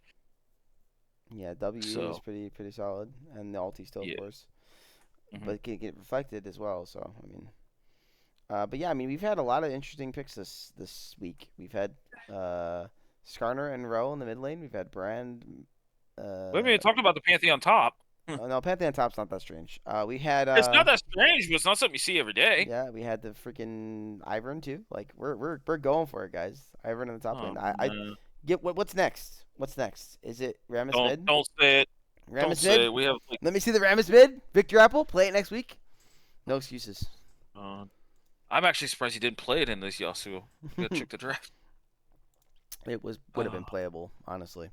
But yeah, let's get out of playable and let's go talk about Cal Poly versus UAFS, which was a playable series for Cal Poly, even though they did lose. Man, Cal Poly has impressed me back to back weeks, and I think they've had some tough matchups. And I really hope that they're able to get some wins here soon because I enjoy them here in the league, and nothing feels worse than watching a team that is fun to watch just kind of end up in a situation where they don't make playoffs. I don't want to see that. But this group is just insane. So it is what it is. But yeah, we can jump into this. I know you didn't see any of this, I right? didn't see any of this because you would have heard me like already excited to go to this series. Am I looking at a freaking Zed support? Yeah, you are. Yeah. See, I told you guys it Oh, wasn't done yet. We're on to more oh, I goofy hate. shenanigans here. Okay, So, someone um, in the Ethernet's wanting to play Olaf support, and he's looking at this. mhm.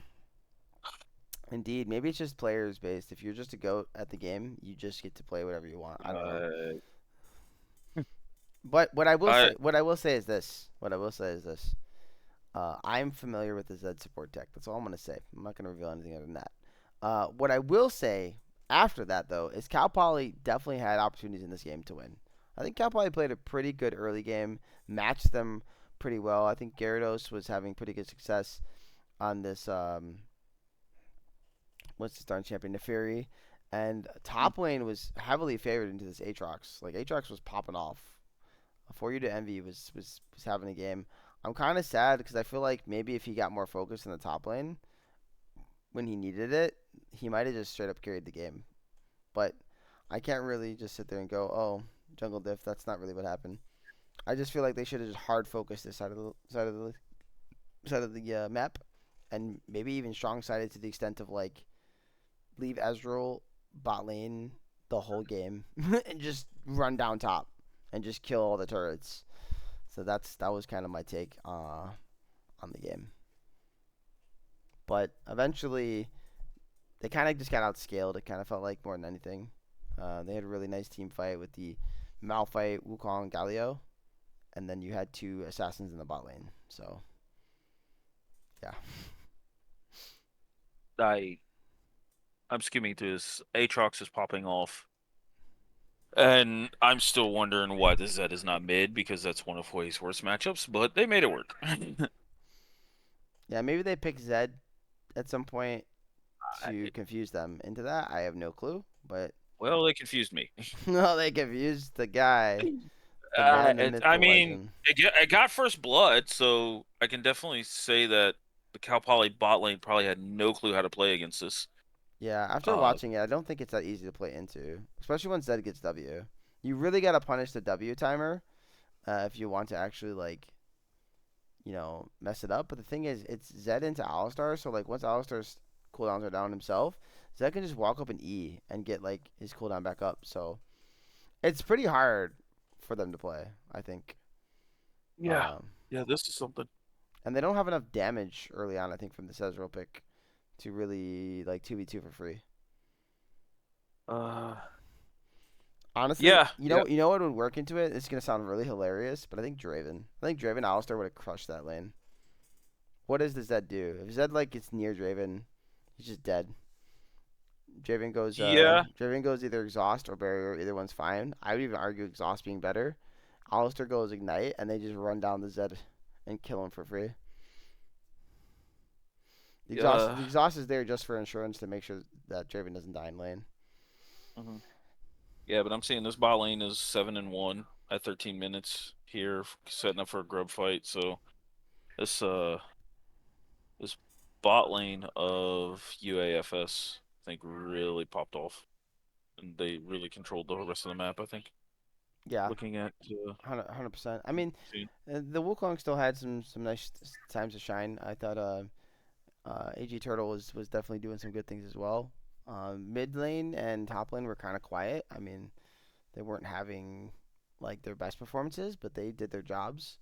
So it was definitely fun game one to watch because I watched this a little bit between mowing the grass. So, but yeah, I mean that's the game, guys. We've got Zed support. What is next? Anything else? Is anybody else cooking some more stuff? I don't know, but we'll. Warned you last time not to say something. Well, you can warn Man, me, but I it'll just fail. I'm looking at this more and more, and like nothing but love and respect to Gyarados, but I feel like Neferi is just not his kind of champion. Like he's really good on the Wukongs, the Amumu, the moo like he wants to have the go button and the trigger, but then he also wants to cause a little bit of hell in the fight. And the Fury does cause some hell, but it's just not the CC or the AoE um that we've seen Gyarados pull off in the past. Like his Amumu's freaking goated, and I think he's played Udyr a little bit in his previous splits, so um yeah, I think if there's a little more crowd control, then I think handling this Zed Kaisa is probably a touch easier. Because I mean, they're still at 25 minutes. They're still in the game. They're just behind the Dragons, and then the game starts to bust open. Yeah, that's why I said I think they had definitely had an opportunity. This Aatrox was really doing Yeah, some work, but eventually they just get outscaled and the game just kind of ends. And like you said, around 25, 26 minutes, it feels like the game just pops like that. So, yeah, but there's a big Baron fight there. 25 minutes. yep. That But really yeah, broke this game up. we can jump into game two. Any surprises here? No surprises in game two. Oh, I think darn. nothing. Yone top. That's not that unusual. No. It's pretty common nowadays. Yeah. Yeah. So this game, I feel like kind of similar to game one, where even though UAFS was getting advantages, Cal Poly was fighting back well. They were still finding good opportunities and staying in the game early. Um, but again, like you could see where the comp would struggle. You're trying to play the Varus into Yone, Ari, MF, Sejuani, and even actually for that matter, the Azir. You're trying to play into that, and then you have the Poppy to deal with the Azir as well, and the Camille, bro. It's really difficult for them to play the game. Uh, I feel like this one came down to more than anything, just probably a draft diff in terms of this game too, because I don't think Cal Poly played the game bad at all. Yeah, I would tend to agree with that. Yeah, there's a lot of things getting thrown at this Azir. I do like the Lilia just because she kind of dares you to come into her. Um, but with Ari, Yone can kind of back out if he eats forward and then eats Lilia ult, and Misfortune can kind of stay at arm's reach here. So, yeah, I feel like the top side of the map is like okay, but then it just doesn't synergize together with like the bot side. Yeah. That's a good Also, 1v1 by E-Man. I'm kind of starting to wondering because like we've seen a decent amount of Varus, but we've seen Varus struggle a lot to split, and he is definitely in the meta. I'm trying to figure out like, is he just struggling for like what's the reason he's struggling here in the league? Because I feel like he should still be pretty strong.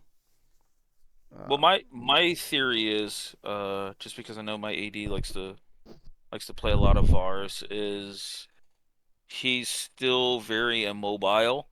So the champs that are kind of in the meta when it comes to top and jungle can attack him easily.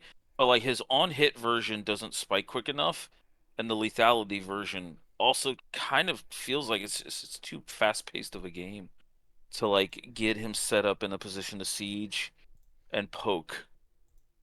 Uh, so I just feel like he's really good in lane, but then outside of lane when he interacts with the rest of the meta champions, it can be difficult for him to play.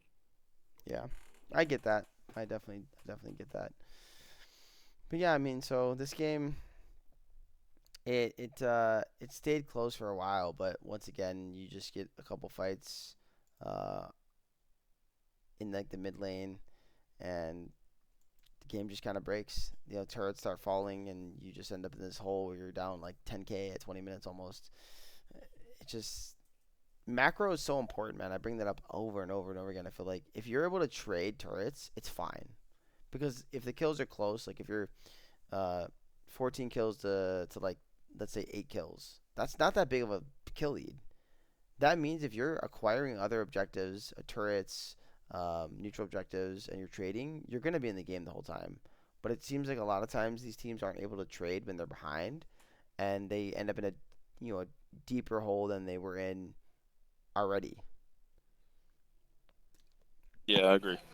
So the macro game has been really, really heavy this split, which is good to see because that means we've gotten better as a league because we're playing better macro to win games. Losing games, maybe we can get better on how to stay in a game as a whole community. But when we're winning games, man, and we have a lead, these teams are not they're not losing that lead a lot of times, and they're out macroing, getting what they're supposed to get, and ending the game on the timer they're supposed to end. So very impressive, and very impressive from UAFS once again. Even though Cal Poly is now 0-2, they're still a very formidable team. So, but yeah, so we'll jump into the last game of this group and last series of today, which is Bucket John Betts versus Capuchungus Among Us. Uh, what is your take on this one, man? You got any opinions on game one? Uh, Game one, I really like the comp that KCA drafted here. I think the Wukong top is a nice, interesting little wrinkle to the draft you didn't expect to see. But the Vi Galio combo and then combat that with Kaisa is a really good dive comp. I just think the things they're trying to dive into, Corky, Azir push, and Gwen is immune, like it does make it a little bit difficult. But I really just like the whole team that they drafted here. And kind of skimming through this game, we've seen this Gwen absolutely popped off. 8-1.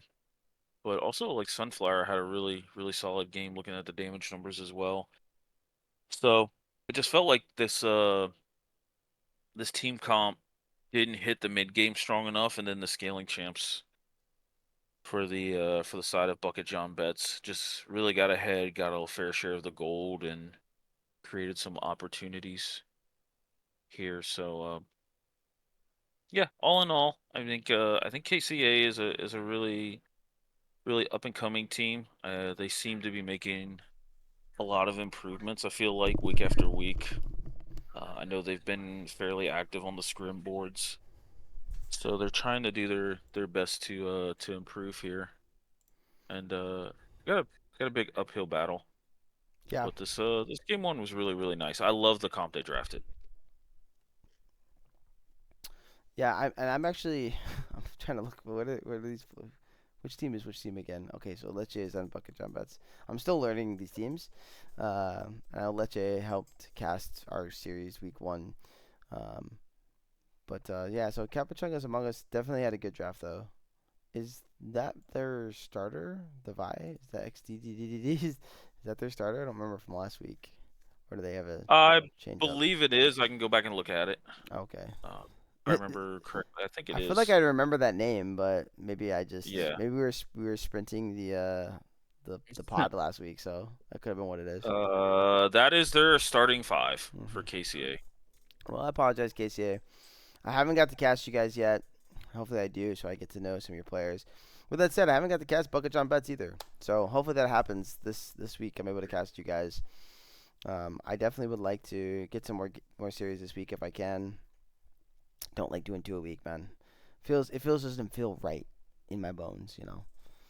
So, um, but yeah, so game one looks like Bucket John Betts did have control, but you're right. Like Capuchunga is definitely we're completely out of it. That's for sure. Hmm.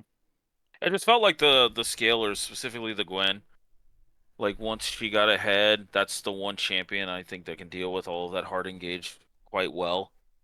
You know, if that gold would have went on the either Corki or even Azir to some degree, then I think that it can still be proactive on the map here. But yeah, Gwen being two items by 15 minutes, 8-1, like it's really hard to attack that champion when she starts rolling downhill. Yeah, Gwen is annoying to play into, but if you're able Gwen, to like neutralize it early, keep it from getting scaled up, like it's usually not that bad to deal with. I like the Poppy pick here. I think Poppy's really good answer for the Gwen and the Azirs as well.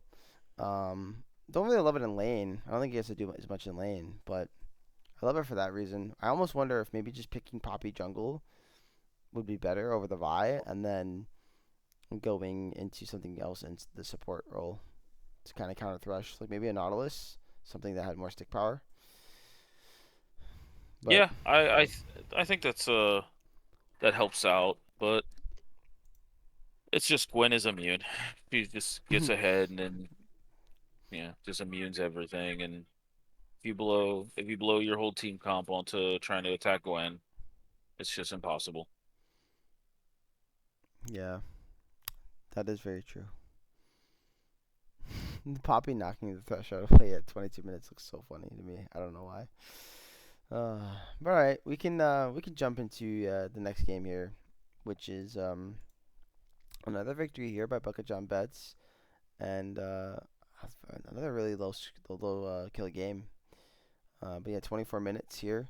What was your breakdown of this game? I see that uh, I be I don't know, I'm calling Ben. Their jungler again on Bucket Jump Bets had another really solid game here in the Pantheon, and you always love to see a support with no kills, no deaths. Very nice out of Cleve. Yeah, yeah. IB Jen had just a really overall solid series. I mean, he got a really big start in game one, and game two was nothing different. I mean, you can kind of see here around the nine minutes mark, he's already 3-1 and making an impact all over the map here. Um, Overall, I mean, Pantheon got ahead, and I don't. I think sometimes when KCA tried to make opportunities, Pantheon would just ult in and kind of turn it around. I mean, you have Pantheon Talia, so no opportunity on the map is like safe. Yeah, And I think if you haven't played against that a bunch of times, it's very hard to like respect it until you play against it. So yeah, you're in a overall, situation where like you're not even safe at your own turret, right? Because tower dives are very likely to happen. Really, in a game like this, if you're Capuchungus, you're just looking to get to the team fight stage because I think you're way better in a 5v5 scenario. But again, that's the problem. Can you get there? And it, they weren't able to, at least get there when they were meaningfully in the game, right?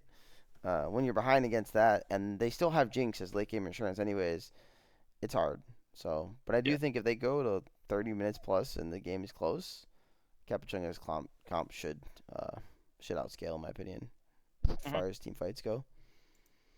Yeah, I did think the Victor was in a nice spot, but then when he built Roa, I'm just not 100% sold on that being the right build for this game because I think you're coming online too late, and the double burn build has a lot of wave clear just built into it just because of the burn on the minions.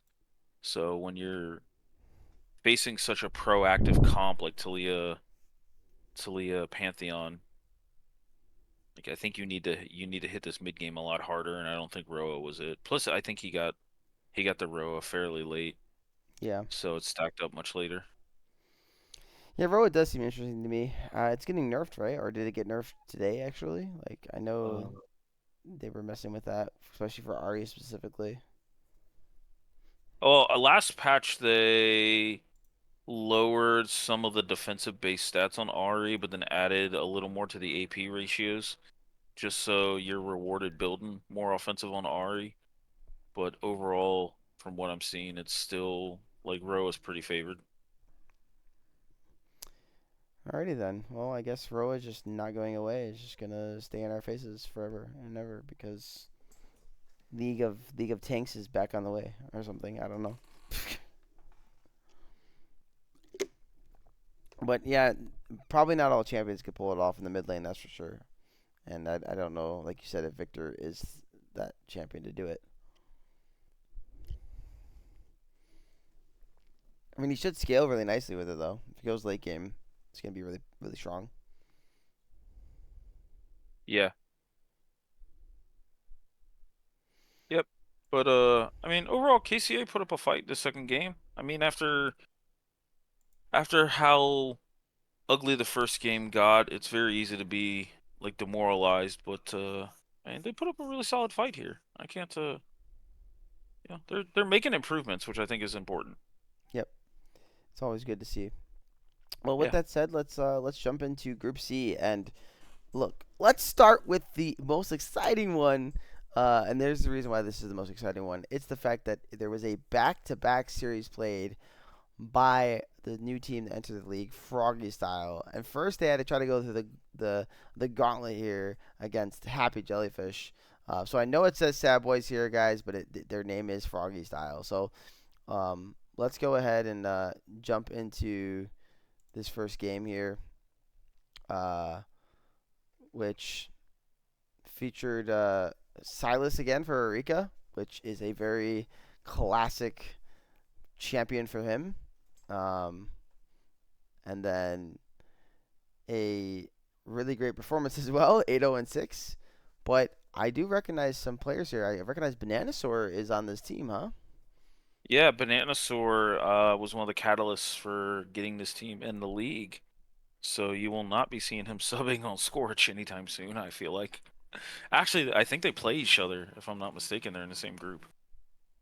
So, yeah, Bananasaur brought in some of his buds to have some fun. Yeah, so we actually have a lot of hype matchups, and then how did this game even start? It started with an invade kill, and it was on the Bananasaur, huh? Oh, poor Bananasaur. Rough, rough, rough, rough. Um, but yeah, so what is your take here on this game one? Like, what did you see here? How to Happy Jellyfish? We were all aware of how good of a team they are. But yeah, what was your take here on this first game? Uh, I seen from them what we seen week one. Like they are a very strong team in lane. They get a lot of advantages and they turn those advantages into really solid team fighting. The solo laners specifically have a pretty deep champion pool, and the just overall the top side of the map, they like to fight. They like to pick these melee champions, uh, and then they leave Nevis on something that has a little bit of wave clear and ultimately scales to give them late game insurance. And you kind of seen that happen this game, where the top side of the map created so many advantages that they didn't need to let Navis get to the late game, but you seen the Sivir there, so Yeah, I it's mean it's definitely hard to play into to Happy Jellyfish. We're all aware that you've got two really solid solo lanes, right? Two of the best at each of their roles respectively, and then Mhm.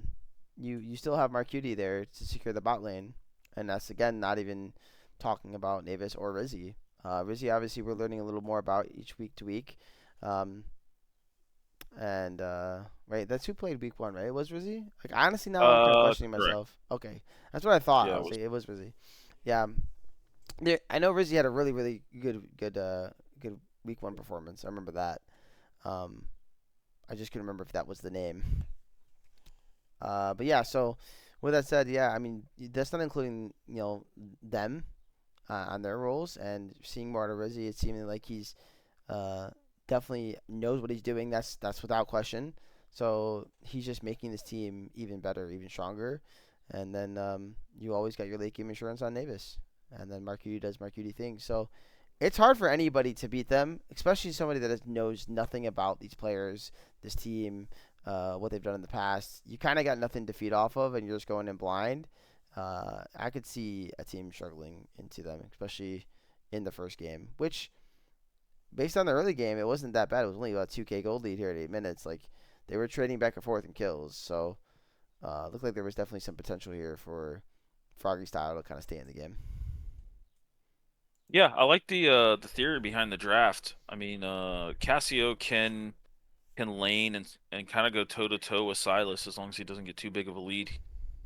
And she hits the late game scaling. She checks all those boxes, and then you're attacking the bot lane with a fairly early game ADC and Tristana. And I mean Tristana does scale well as well, but Tristana's all in is a lot to be afraid of.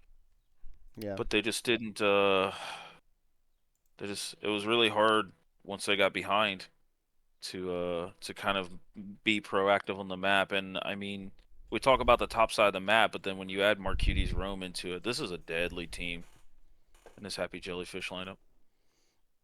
Yep. Definitely is, and they were able to take care of business here in game one. I mean, I'd say pretty pretty fiercely. Though it seemed close at times. Like I don't think it ever was truly that close because they knew exactly how to win the game. Uh, and I want to say, was it a pretty short game or was it long? It's only 25 minutes. Yeah, only a 25-minute game, so it went pretty quick. Uh, and I'm not really surprised by that. Plus, I don't really think they had an answer for Olaf. Truthfully, I mean, like they had the damage to kill him, but that's about it. Like, so you could kill him, but does that matter if he's still hitting your backline for free while everyone else is free hitting? Like, I don't think killing the Olaf is gonna just solve the problem. That's kind of what I'm leaning towards. So that's what I mean. They don't have an answer. Yeah. So maybe J4 ulti, I guess. J4 just ults him, but it can It's can like, can Olaf walk through with the wall? No, he can't, right? He's no, just yeah, no. You can like typically you J4 ult and then you flag and drag out and leave Olaf there to run chilling, away having a good old time. or kill him. Yeah. Yeah, it's a J4 ult party of one. Party fun. Yeah. Well, let's move on from the party of one and let's talk about what I keep seeing a bunch of comments about, which is this famous Fizz Rurika pick here. Oh, it's Uh, famous. I saw a little bit of the clips from the top five plays, but yeah, what's going on here in this game two here?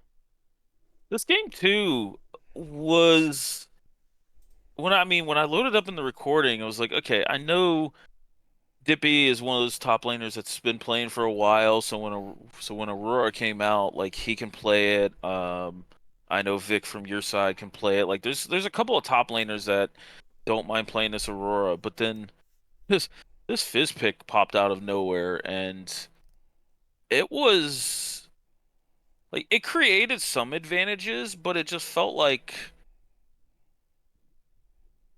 you were more all in to where like Silas can kind of dance around a fight and look for the opportunities. Fizz is normally really happy pulling the trigger first, and I think sometimes he got punished here. I know I think he was at one point like 3-0, 4-0, but then this Nocturne Oriana combo got involved, and you know once you burn the troll pole, you know you're kind of a sitting duck.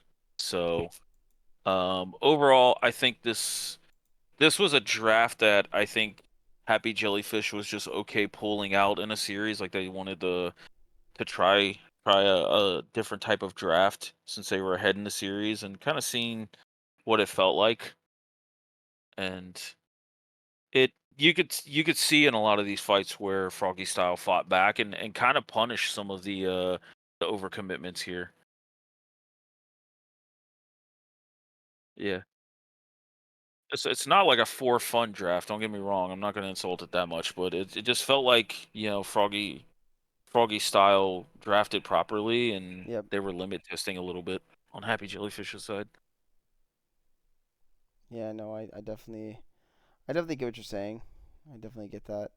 Um, but they still managed to win, right? So Yeah, yeah. you can hate on the Fizz all you want. Maybe he just doesn't pick it again, but they still won, so we can let it go, right? What was kind Oh of yeah, yeah. I saw like that big fight in the mid lane. It was a really nice Nocturne Ori combo. Um, but what was like the turning point in this game? Because it seemed a lot closer than game one. I think the turning point uh in this game was a couple of mid games fights that Happy Jellyfish just ended up squeaking out like wins for, and then they used the gold from that to like continue to snowball it. There was a really good fight here at like the 14-minute mark where Dippy had a really good kind of side flank onto the bot lane. And Dippy played this Aurora really, really well. He had a couple of these opportunities where they couldn't fully siege, so Dippy would come in from the side and just kind of start picking people off and causing chaos in these fights. Uh, but again, like if they ever overstepped, Froggy Style was not afraid to like clap back at him. So there was a really good mid game team fight, I think in the river area where Oriana Nocturne got off like a 3-man ult or 4-man ult to fight back. But yeah, overall, I felt like the little bit of the coordination probably favored Happy Jellyfish.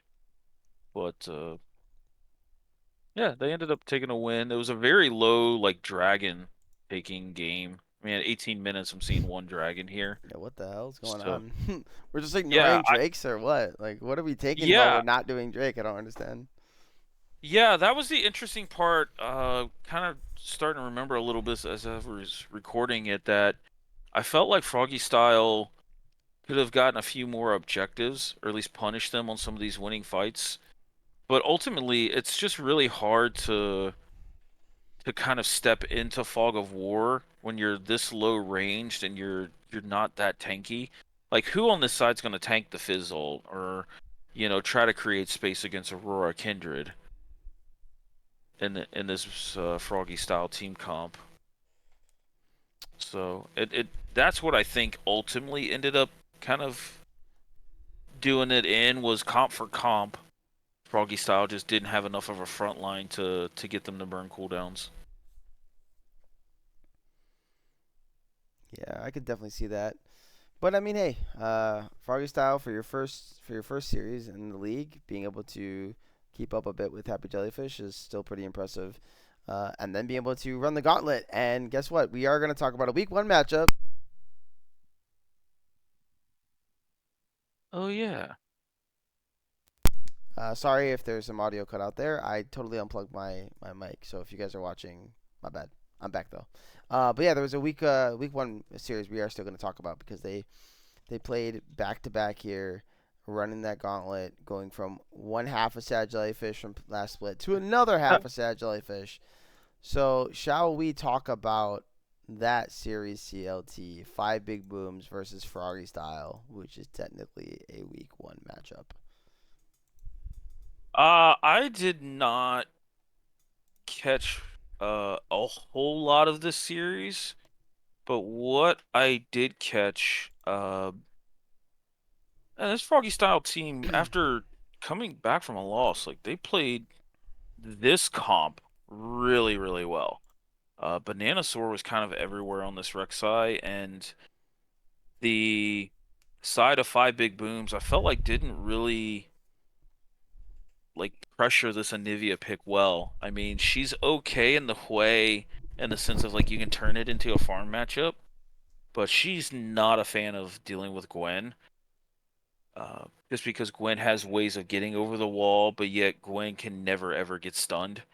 So if you catch this Anivia out, you can like ghost at her and just chop her down. Uh, but I think the Shen plus Rek'Sai plus Rakan creates like a lot of engages and dive opportunities that are super super safe.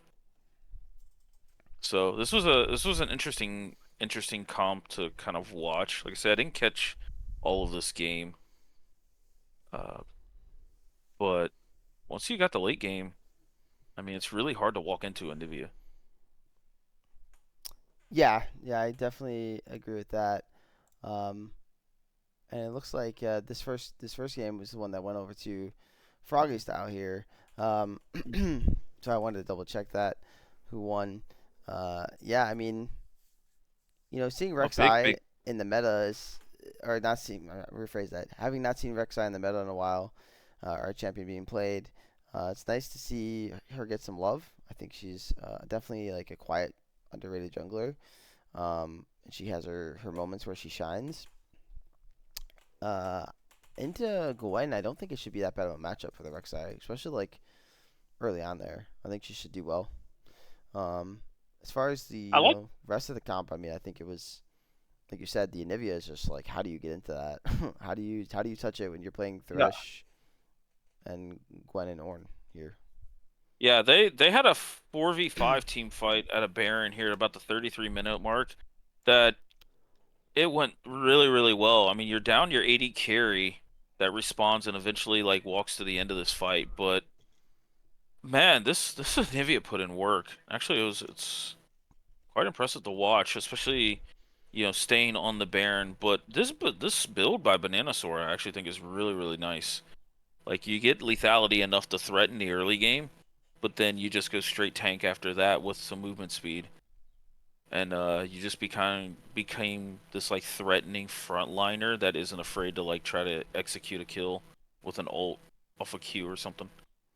Yeah, and I think he played it really, really well. But Yeah.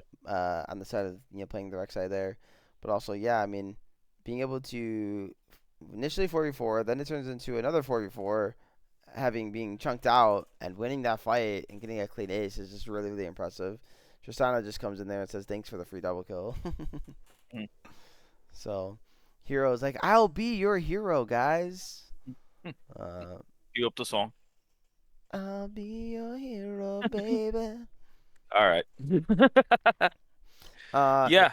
yeah, it's cool, dude. It's cool. I'm just happy to see like this gangster mentality out of a team. Just say, oh, we're gonna play both of our series the same day. Yeah. Yeah. That was pretty cool of them. And I mean, you ran the gauntlet. Yeah, and it's So, two really really good teams too. But yeah, we yeah. can jump into the next game. We might not talk about this series as much, which is kind of sad, guys. We still are try not to make the episode extremely long, but we wanted to cover it a little bit. So we'll jump into game two, which Five and Booms were able to get the victory here in game two. What do you think Yep. about the game two here? I felt like looking at this game, this was Salt by Default's game to just remind people who he is, because this was a really impressive Syndra performance. Uh, just got a lead and never ever looked back. Was blowing people up. I really like the build. I like the pivot into the MR boots after you got feats when you're into, basically a triple AP bot side. There's not much access onto the Ezreal, especially if you're trying to get through Braum.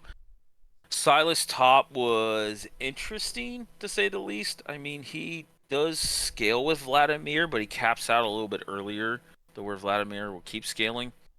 But Silas with Ashalt, Bard ult, Amumu ult is something you have to respect. But overall, like Salt, just from what I remember watching this game, because I think I caught more of this game, Salt just he had a really solid performance on the Syndra. Yep. And we see another Kindred, which Haku is a Kindred player, so I'm not surprised to see that. But Kindred and Numumu is definitely Kindred favored, and it's just so funny. Why are we seeing so much Kindred all of a sudden? What is the reason? Are we just a bunch of Kindred players? Is that what it is? Because I don't feel like the champion's like super super duper strong, but I don't think she's weak. I just don't think she's super strong. But it's just like endless Kindred picks, man. I guess she's actually pretty good into the dive comps that people are drafting a lot, right? Because of her ulti.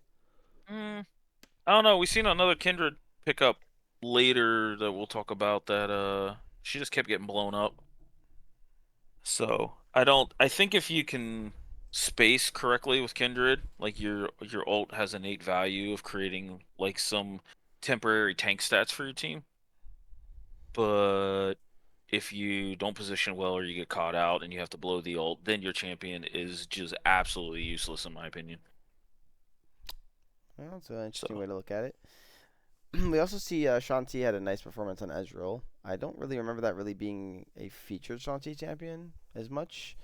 Maybe I'm wrong. It's been a while, man, since I've seen Shanti play, but uh, it's still nice to see a really good performance out of her. I'm sure she's got to feel good to get that game in, regardless of how the series ended. This game had to feel good from both Salt and Shanti's perspective, just to get a nice game in there. yeah. What's our view on Asol into Syndra, by the way? If the Syndra player is good, it's absolute hell. If Syndra kind of plays to just match scaling for scaling, then Asol's okay with that. And He definitely tops out, I think, a little bit more.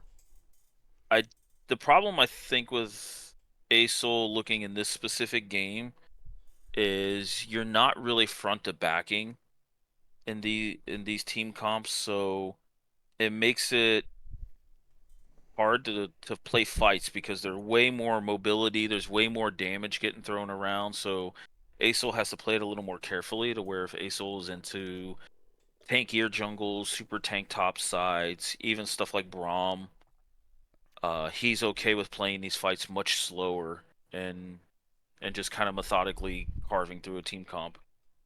Gotcha. Yeah, and that's an early Soul too. I mean, they had Soul at like 26, 27 minutes. That's Yeah. huge. Mountain Drake on them, and keeps the champions like Kindred and Ezreal, Dendra much safer. So, but yeah, overall, looks like a really nice performance here out of Fiber Booms. Get to show off a bit. But let's jump into game three, which Froggy Style was able to slay a dragon in the end, and that just was the five big booms. They made them from five big booms into no more booms. So yeah, what's you got any take on game three here? Which I I'm don't. happy to see another game three, by the way, in week one. Yeah. So technically, Uh, I think I'm kind of skimming through this because I did not watch Game Three. I mean, we see Haku on this Echo, which he's one of the few junglers that's not afraid to pull it out. Albeit sometimes I don't think it's in the greatest spots. He does play it really, really well. So who am I to judge on that regard? But there's a lot of things that this Echo and Camille are jumping into. Stuff like the Renekton, like the Sejuani.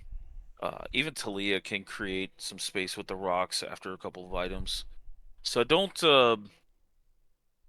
I feel like the dive from Five Big Booms can be very easily taken care of with with what's in front of this Jinx here, Jinx Talia primarily.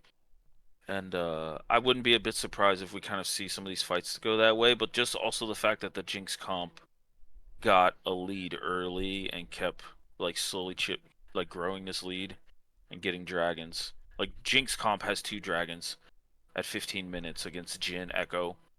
Eh, that's a big uphill battle to fight if you're the Jin Echo comp. yeah, and it looked like the Nautilus struggled heavily here, um, which I don't. It's not like I mean the Ona matchup is hard, but I just I'm surprised that it was getting punished so much. 'Cause I feel like the Nautilus should be pretty okay. Like I mean it can face tank the Sedge ulti for a team, but Mm-hmm. and then let the front line just kind of do the damage. But it doesn't seem like the Jin or what's that champion called right now? Victor brain lag. Were able to do too much, and I don't really know why that was. Besides just I guess heavy dive, maybe that's it. Just can't do any damage with heavy dive. So maybe Yeah. maybe an echo pick is not. You're right. Maybe that's not the answer here. Maybe they need something else to be beefy in front with the Nautilus. Well, I actually feel like if something like the Asol was up this game, like you have a lot of dive, and Asol actually works really well with a lot of dive, and plus it is pretty front to back for the side of Froggy style, to where like Victor can front to back, but he just doesn't cut through tanks quick enough. Like he's serviceable at that, but he's not known for that. Like an Asol and a Nivea, battle mages like in that regard. So it's kind of the thing of like you have dive on five big booms, but Froggy style drafted a comp that can absorb that dive and then turn it back. So. Yeah, I mean that's a pretty good breakdown. But I mean it was a close series. I really wish I would have got to watch this live. It looks like it was really fun to be a part of. But yeah, Mhm. congratulations to Frogger Style and welcome to our league. You guys got to experience a very special situation that I don't think any team is going to experience anytime soon besides yourself. So with that said, we'll jump back to week two. We went back in time and now we're moving forward again. But yeah, we're gonna jump into Scorch versus Vancouver Impact Challengers. So, what is your breakdown of this? Because I could have sworn you casted this. Yes. I did Oh, cast this one. okay. And actually this was kind of one of the games I really wanted to see just because Scorch uh had a had a very disappointing showing week 1, and then they kind of went back to the drawing board, and uh I wanted to see what their response to that week 1 performance was against a really talented Impact Challengers team. So this game 1, we seen in the draft a little bit of the flexibility and the creativity we've seen from Scorch before. We see Calico busting out the Janna.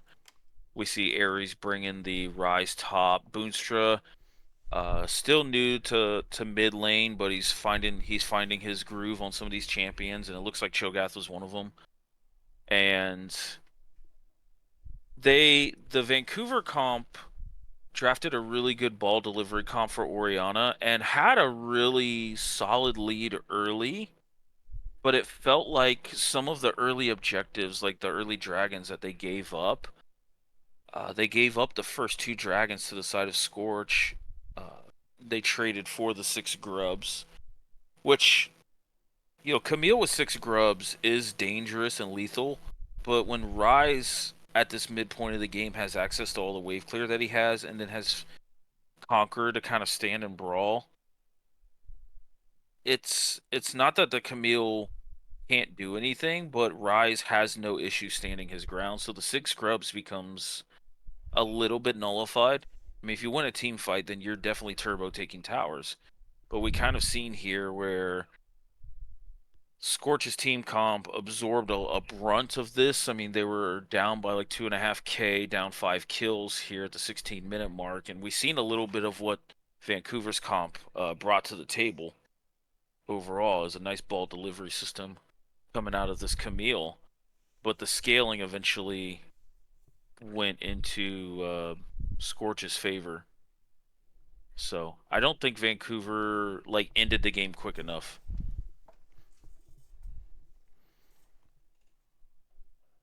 That's that's one of those things where if you're drafting that much dive that they have, and you're not just basically one-shotting people constantly, the game will get hard. And you're up against a Janna Kindred who are pretty good at stopping you from one-shotting and diving for free onto people and just blowing them up. So I could see where ending the game not quick enough becomes an issue because you're up against something that's stopping you from ending the game. I just felt like the trade for the Grubs for Dragon, I think, is ultimately what kind of really set them back. I mean, they had a lot of good engages. They picked off Rusty Crow quite a few times before he could even ult. But then once this game got delayed enough off the Dragons, there was an engage. I think it was at the Soul Point where they threw everything in the kitchen sink at Scorch's team comp. Scorch then backed out, and Calico presses R plus Redemption, and it looked like nothing happened. Like Vancouver's limping away at this fight, and Scorch is like, "Is that all you got?" And that's kind of what this game turned it into. Yeah, it's at the 30-minute mark if you want to pull that up, where Vi Ori had a solid engage.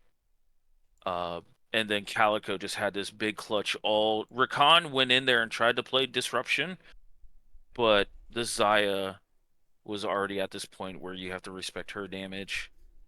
And ultimately, I think it ended up being the soul for Scorch, and then they never really looked back.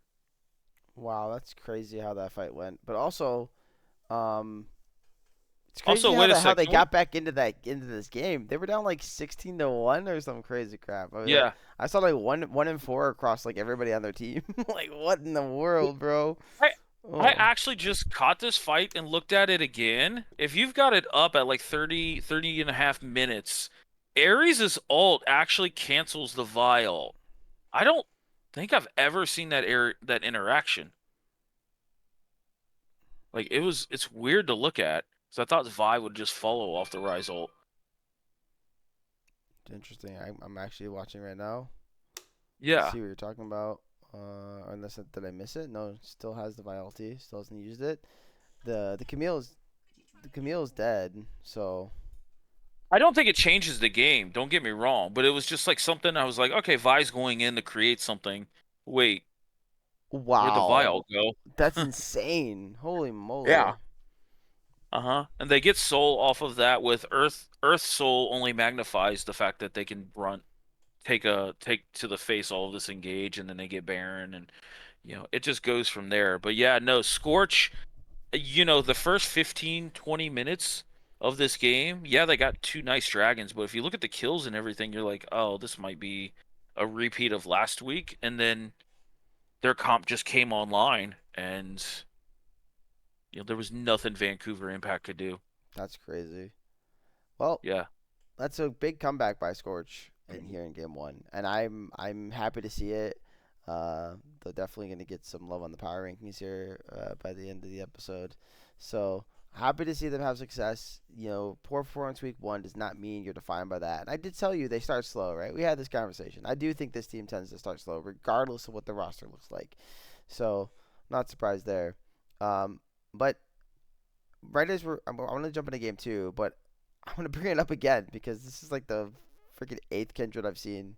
Is Kindred just meta now? Is that what's going on, or like, well, am I missing something? Because I mean, the Kindred is blown up. Is this about to be like perma picked for the rest of the split? Like, what's happening here? There's a lot of Kindreds. Multiple, like 4 or 5 at least. I want to say. I got nothing, man. I don't know the state of Kindred, and I don't see her played enough to like comment on how she feels or what she can bring to a team comp. I just Kindred and Graves to me, like they just create their own opportunities based on the skill of the player. Yeah. Well, something is clearly being identified by multiple players, and I understand like people like Rusty do play Kindred and Haku do play Kindred, but they don't normally, excuse me, favor those picks. So I feel like there is something up here, and with the other players also playing Kindred that I've seen today, that I wasn't even like I'm just shook. I'm missing something. I gotta go learn Kindred, I guess. Kindred's meta, boys. I'm gonna be learning her. You'll see my A Kindred in lot of a lot of about a week. game one Kindreds, by the way. Yeah, that's the crazier part. In a meta that just like doesn't seem like it should favor Kindred at all. So I'm really confused. But then I guess if the enemy jungler doesn't play certain picks that are really strong on a Kindred, maybe you're not worried about it. But yeah, it's very intriguing, something to think about. With that said, I'll let you jump here into to game two. Kind of Game tell us how that two goes. was the Rusty and Boonstra show. Like Rusty created some early opportunities for Boonstra. He got an early kill in the mid lane and first blood, and then I felt like Boonstra just absolutely started to take over this game. Mel, while can be like a specific counter pick, if you don't hard engage in the Mel and you run at her, she has this thing about her where like she can output a boatload of damage, and I mean if you're running face first into her, it makes her easy to land everything onto a lot of champions, and then it gets amplified value wise out of her ult. So I felt like uh, this was the most comfortable I think I've seen Boonstra in like a complete game that I've seen out of him in the 4 games that he's been playing mid, and Scorch Scorch's bot lane also like did a lot of really good things. I think it was a complete team effort, but Boonstra got a lot of these kills, and he didn't I don't want to say like throw away his lead, not that like that's what he's accustomed to doing, but it just felt like he protected his lead and made the most out of a lot of really good opportunities here in this game. So, but also, I mean, this Olaf, who's stopping this Olaf? Like even if it wasn't such a uh an advantage out of the mid lane. Yeah, great question. I mean, mm, I mean they have burst for him. They can burst him, but I think the shields from the Calico here and the Seraphine will kind of help some of that. But yeah, I mean they definitely they're an uphill climb here on the side of Vancouver with the way Mhm. they've drafted. It seems. Um, Not that their draft is bad, but something else I wanted to know. I don't think Victor is that strong right now. It's so crazy, guy. The Victor like last split was insane. I think Victor seems to be Victor seems to be a champion that can only succeed if you're just doing super well on the side lanes. Like that's what I think of Victor right now. And I think if you're Mhm. struggling in top or bot, what does Victor get to do? Like what does he get to play the game? Because Victor wants to get 2, 3 items, and then that's when he starts to go online and starts to do things. Before that, he's not really creating too many advantages for himself. And if you do see a Victor solo kill, it's usually a misplay by somebody else in the lane. I think more than anything. Not that there's not skill expression on the champion, there is some. But yeah, I don't know. I feel like Victor might be something teams might be getting off of soon because even when I see it in pro play at the highest level, LCK, LPL, I feel like I see it lose tons. Just does not seem very strong anymore. Yeah. I think if Victor ever is ever put in a position where he's kind of playing this secondary like battle mage style, especially if he goes Roa. I don't know. I'm not a great big Victor player, but I feel like Roa just doesn't get him online quick enough to where like last split, if you went double burn or even like the Luden's companion, you can start to play the poke game with the lasers and whittle people down. Like this Roa build, I'm not feeling. I've seen it twice this week, and I just don't. So I maybe feel like if you're going to go a Roa champion, just pick something else. Like everybody knows my Rise, my love. Anivia, I was about to say like Rise, Ari. Anivia, Acel, Ori. Yeah, Yeah, maybe that item isn't actually good on Victor. But then again, I still feel the same way I just did a moment ago. I still feel like his side lanes have to be impactful right now for Victor. And maybe it's always been that way, but even more right now. So he needs to scale. And he does. in theory, building row up and then just scaling still makes sense. But I think you're delaying your damage spikes to 4 items instead of two, Yeah, 3 items. yeah, absolutely. Like you're delaying a Lost Chapter item or a Leandries. You're delaying Lich Bane if you want to go the more like burstier route with movement speed. You're delaying, Cosmic Drive and some of the supplemental pen items like that. It's like you're just delaying all of that, and I feel like Victor doesn't want that. He wants to hit the mid game with 3 or 4 upgrades, and he wants you to just bring it. And Roa's not that style of item. Yeah. With all that said, good job on Scorch after coming back in a crazy game one. Uh, they really took care of business in game two. Like it Hmm. was still kind of a close game, but it wasn't that close, especially when you consider what happened in the mid lane. So yeah, good job on them, and I'm happy to see Boonstra have that performance you were talking about, especially because we know that he's not uh, a mid laner, at least not as a main role. So No, happy it's to his first see split on mid. him have the success he had here in this game, and hopefully Scourge can continue that and continue to move up the power rankings. So, but yeah, Yeah, let's jump into the other game here, which is 5 big booms against Bappa Twisted Gankit and the last of Group C. So this one I think was the first of the week, right? I believe so. Yeah. I don't remember if anyone casted this. Was this casted by anybody? Yes, it Mm, was, but it wasn't you, right? Because it was on a Tuesday, I want to say. Yeah, this was not me. Was it Arpies? No. Who was this? Somebody did, and I was gonna call them out and say thank you, and I don't remember who it was. Oh, no, this was not a cast. This was a replay. Oh, it was. This is a recorded Okay, replay never that I mind. that I ended Never up mind. grabbing. Yeah. Disregard what I was saying. Okay, so then you saw the Uh-huh. game. Then tell us. We all would love to know what happened. This game had a lot of fighting. Oh, was it a Uh, kung fu fight? it, Yeah, uh, 31-7. That's a lot. yeah, there was some kung fu-ness out of us. Haku busted out his Echo again. Salt kind of showing that he can still play the Silas and the melee mids as well. And no, 5 big booms kind of took control of this game early and never really looked back. But Bob and Twisted Gankit, like they were not afraid to like stand their ground and at least brawl, even though they were down in gold. Yeah, So I just need to see One Trick Susan playing some Susan, man. What the hell? Why are we uh watching? Why are we watching Ash? Let me get Nass's 80 carry. All right. so I actually believe after this match they did make a role change and One Trick Season is going top lane. So we should definitely see some Nassus. Great, because I did see it in this game, but it's from the top laner Hand Crusher here. Yeah, um, but that's yeah, funny. overall, five big booms. Like I said, got a lead and just kept snowballing it. And I mean that's what this comp does is it snowballs leads. I mean we see here at 16 minutes Haku gets a triple kill.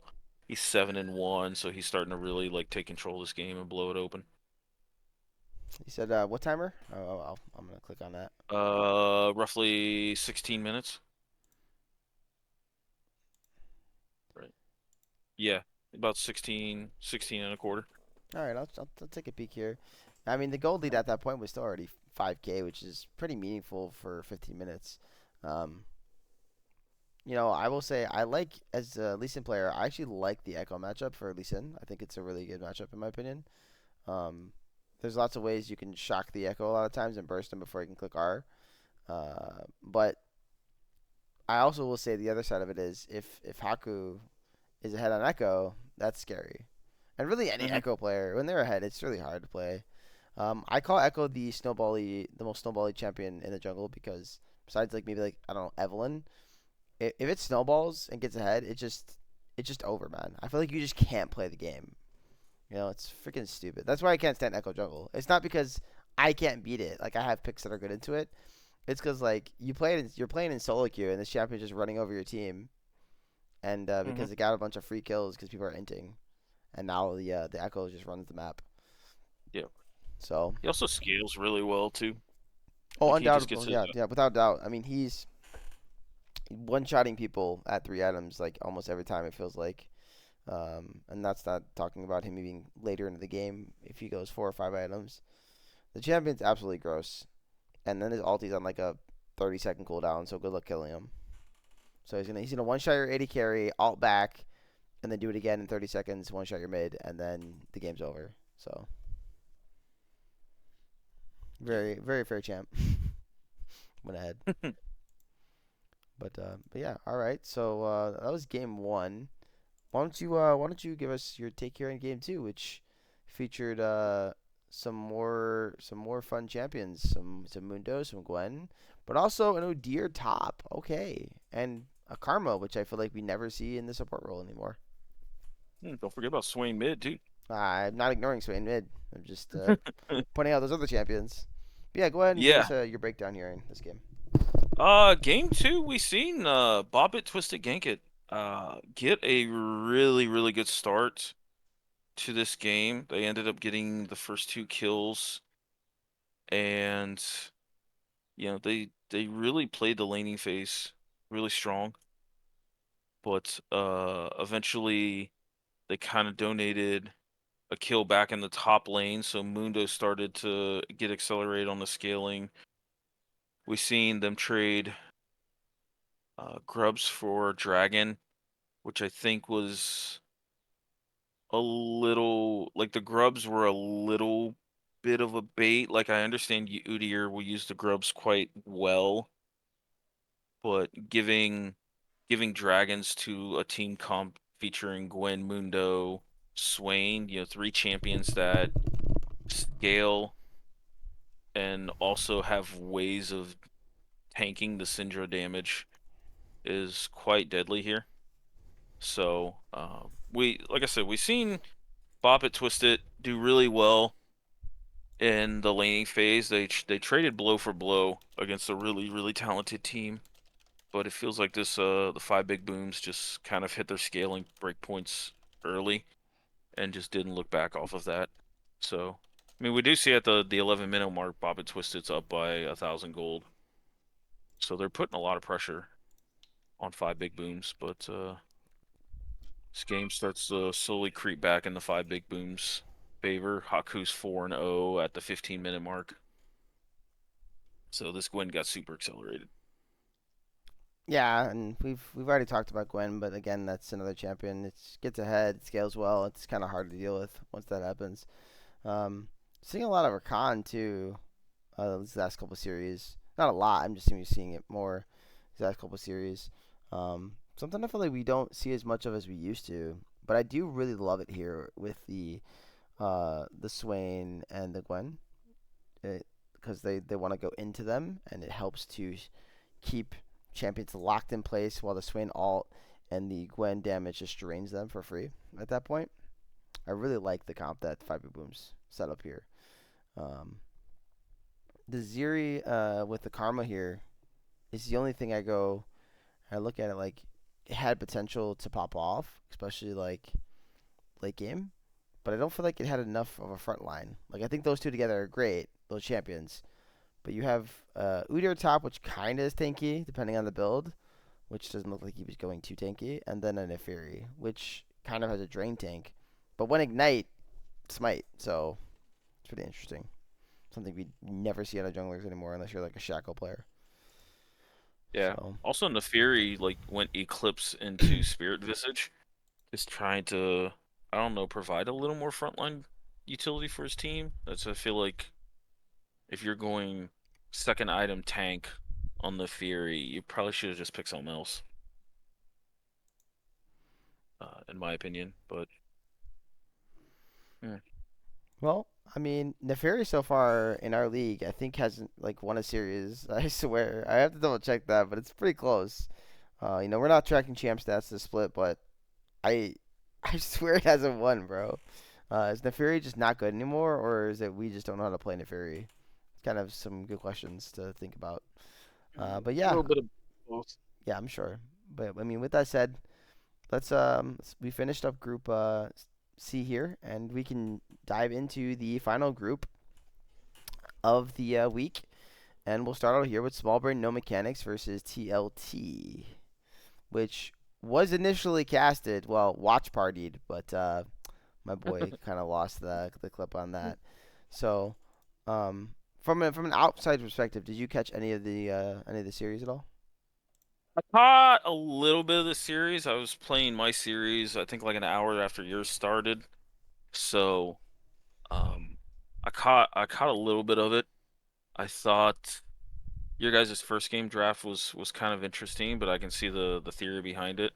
I really think Vic on this Gragas, I think this was like the most correct build we've seen out of like a Gragas top, because I think some of them spec into either being too much AP or too much tanky, and none of them go Roa.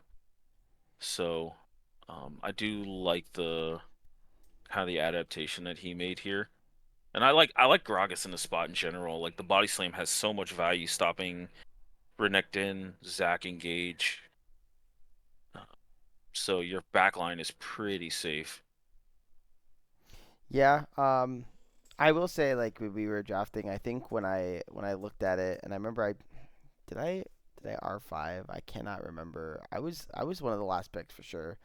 I remember going like, I feel like creating space for the team would be like the right thing to do because we had Tristana and Cassiopeia, and they just want to be able to hit for free.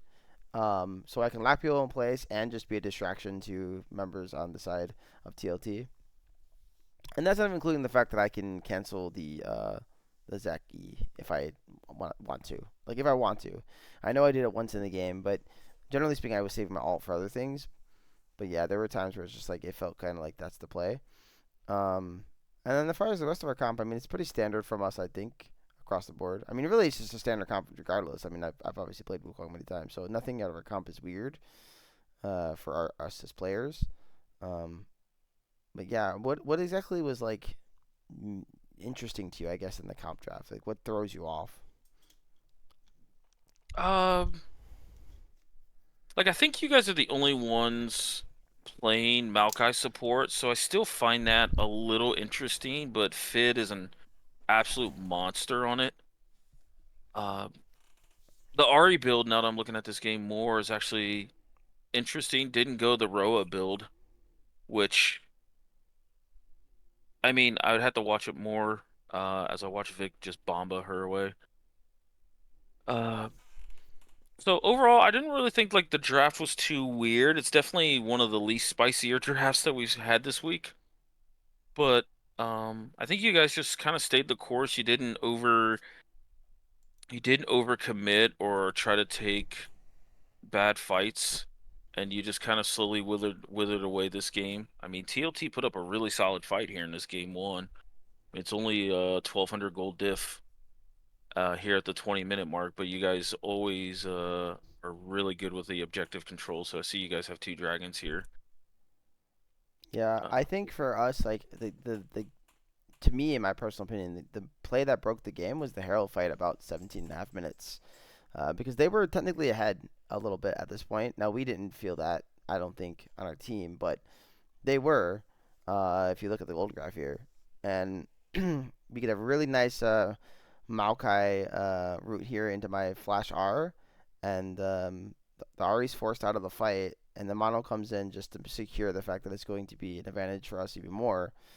I think that was the biggest turn because we even up the gold, we got Rift Herald, we burned some sums, and then we started getting gold onto like more gold on our Cassiopeia, so she was just getting stronger and stronger.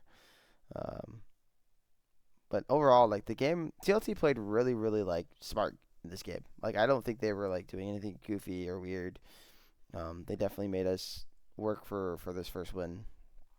But after that, it kind of blew up for us. We were able to um, get the advantages we wanted in the game, and it was pretty much over from there. But that's where I think the game broke. What was the Herald play? yeah, yeah, this Also, I Cassio's really too want to good. shout out Vic for the end of the game because I think his snap engage was just nuts on this Gragas. It was at I think we still had Baron, right? So yes, 28 minutes and 45 seconds. I want to say there's a fight that breaks out. Maybe I'm kind of watching it back right now to double check. Does he walk up? Does he TP in? Like what happens?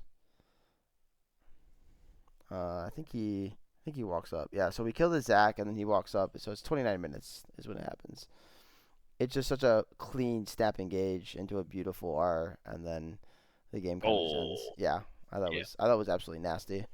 Um, yeah. but the whole team played really really excellent here in this first game. I was really happy with how we played. Mhm.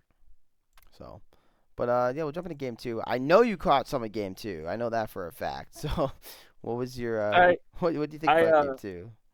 uh so I caught some of game one, and then as we were discussing, I still had the stream up on my other monitor, and I remember I think at the it was like the 8 to 10 minute mark, I had Soup to tune into the game, and he's like, okay, and then he just goes, holy shit.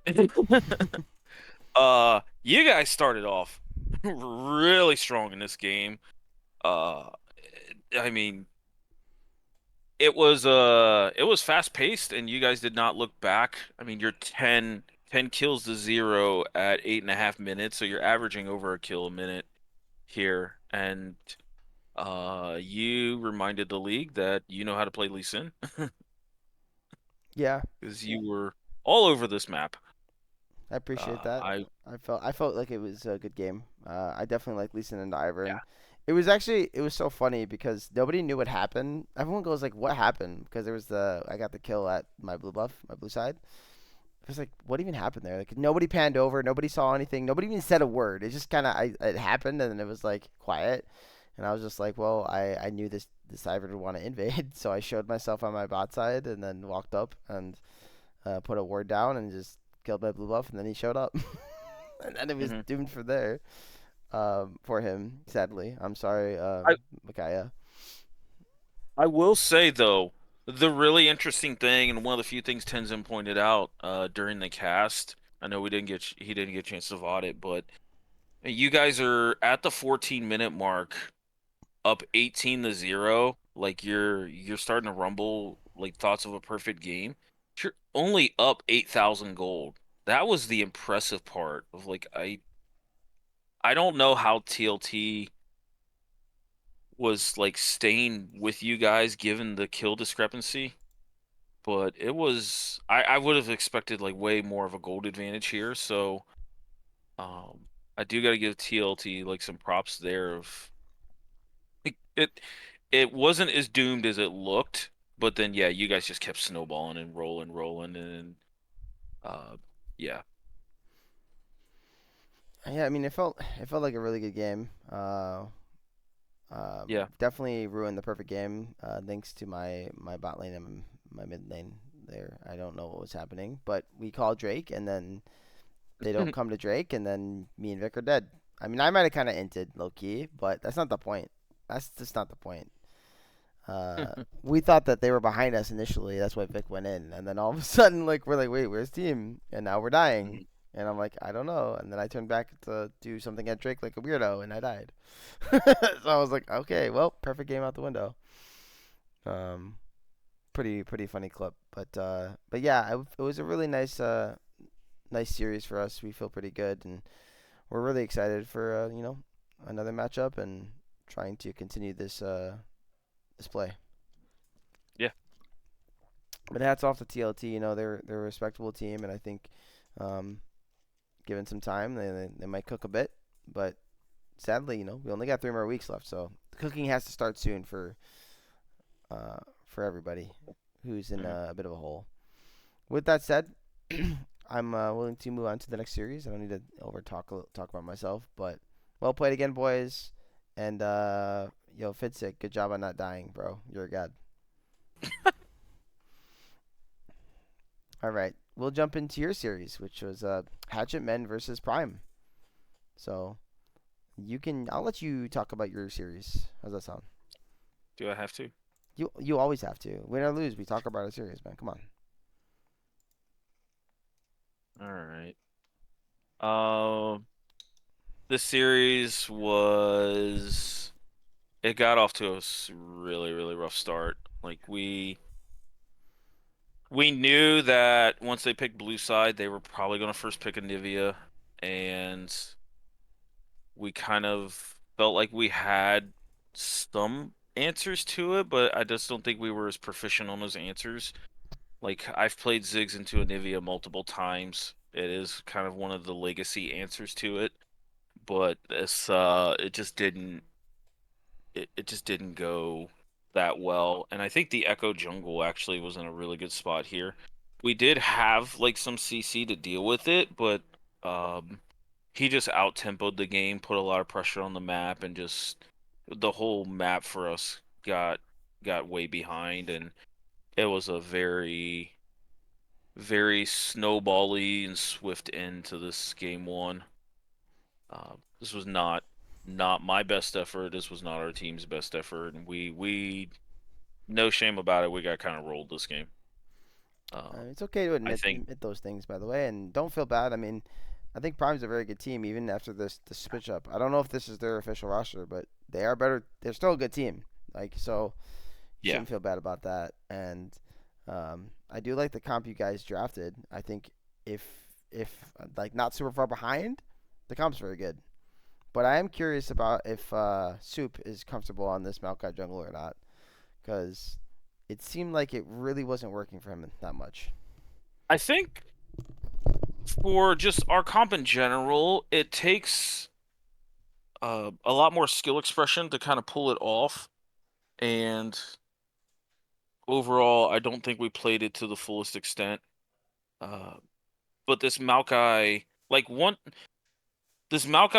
gonna either have to relieve top lane or like you don't plan on relieving mid because I push a Nivea in for the most part, but then they drafted a jungler that punishes me pushing in, and they did that several times here. So it was a rough spot to be Maokai because the game got so fast paced that then uh Maokai couldn't slow down the game or couldn't counter gank as many times as he wanted to. So um I mean he is fairly comfortable on Maokai. I just think overall that just the whole map got out of control. Their support roamed quite a bit, and we tried to have some counter roams, but it was just too late. The map got way out of control. Yeah, So I definitely get that, understand that, and it did seem like Warren Kazulan were on the same page in a couple plays too, so that kind of doesn't help, right? when you're trying to win a game Yeah, and you're falling behind. But I think you should keep your head up because sometimes we're gonna have bad games and that does not define your season. So I'll let you get off this game though and jump into game two, which I think was a yeah, little please. better performance from you guys. Um, what do you think about game two, CLT? Game two, much better showing from us. We came in with a pretty decisive game plan on what we wanted to do. Clues on has a really good gravitation to Samira. He does play it quite a bit, and overall, he really enjoys that champion, which I think you get the best play out of somebody when they play a champion that they enjoy. I kind of knew, looking back at this, that he was an ASOL player, so the Mel was a risky pick, but I wanted something that could kind of frontline in the 4-1 a little bit more. Like it isn't it's not the greatest like front line, but I felt like Swain or anything else there just gets punished by ASOL a little bit more. So we went with the Mel. We went with a very aggressive bot lane, which is something we hadn't shown. And then Soup was kind of okay with whatever. He really wanted the Viego because it pairs because we were planning on playing Shen too. I will say, like in this game, going into the gameplay a little bit, Shreets absolutely held his own. I know how absolute turbo shitty this matchup can be, Shen into Rise, but Shreets played this game super well. He was very communicative on his ults. When Leona left lane, our bot lane actually put themselves in a position to attack it. War had some really solid hooks here overall, and yeah, we stood on our own 2 feet, and we were pretty happy with this game overall. The results didn't go our way, but this was probably our most proactive team comp that we drafted and our most proactive game as far as what we wanted to get out of the early and mid game. So it was all in all, I was pretty happy with it. Outside of the results, couldn't complain much. Yeah, I mean, I think you guys played really well in this game Hmm. in terms of like how game one looked, and I actually thought you guys were gonna win it at one point. So you guys definitely had me rooting hard and supporting this CLT crew because I obviously want to see my boy win. I do know I've stated before on the show I know Big B, so of course it's hard to root against Big B because he's kind of a friend of all ours as well. But in this Yeah. moment, I couldn't help it. It was all CLT show, and I wanted to see it happen for you guys, and it didn't, but that's okay. Yeah. Tonight maybe is the night. Let's pray for it. See. You know what I'm saying? Yeah, we'll see. We'll see. But yeah, looking back at it, I don't think Mel was probably best in slot overall, but it was what I was comfortable with. And I do like Mel into to Graves and Kaisa. Um, just because of the reflect. If you reflect the smoke screen, I think it's one of the funniest interactions ever because Graves is like, "Oh, I can't see. What the hell?" Yeah, So, I think you did well in the Mel though. I think you did really well. I think So she's underrated.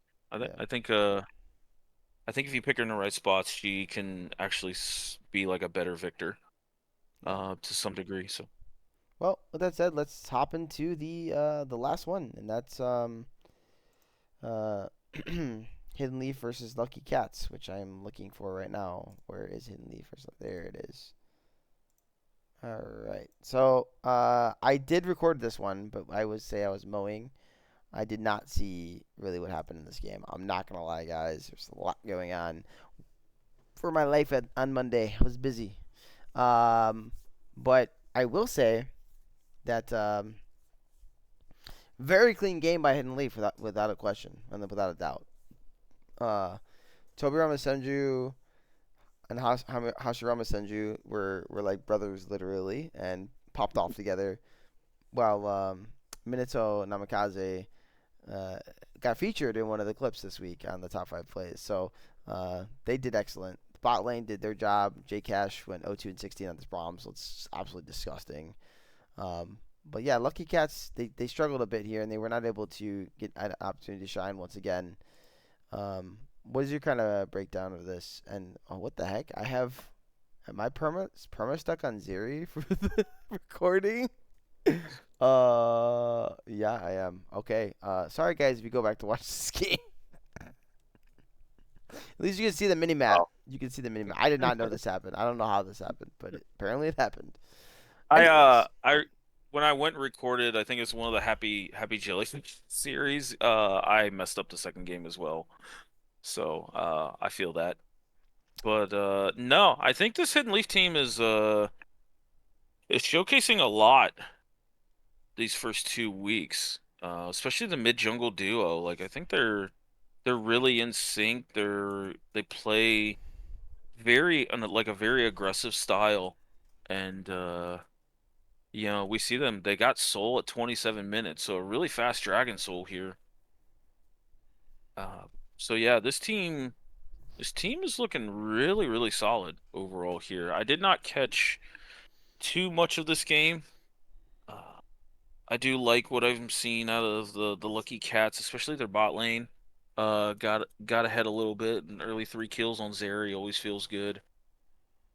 But this Hidden Leaf team looks like they're firing on all fronts, so they're going to be a very strong team going into the last couple weeks in playoffs here. yeah, I mean it's you say last couple weeks, we still got to get through week 3 before we see the last couple weeks, buddy. But Oh yeah, I mean we got 3 weeks left, and when you look at it like that, it's not that much time. But I think it's still a lot of time in this league. And if you're starting off 0-2 or 1-1, like you still just have as much chance to make the playoffs as if you start 2-0 and miss the playoffs. So there's still a lot of league to play. Nothing is certainly over with. But yeah, they did look really, really solid without a doubt. And I think they drafted really well. They're picking up stuff like Jinzao, Tristana, and Syndra, which are all heavily in the meta, very strong right now. Braum certainly is in there as well. The Urgot is the only really like different pick, but clearly he's very proficient on it. Um, if you watch that clip, the top 5 plays, I mean that was a sick 1v2.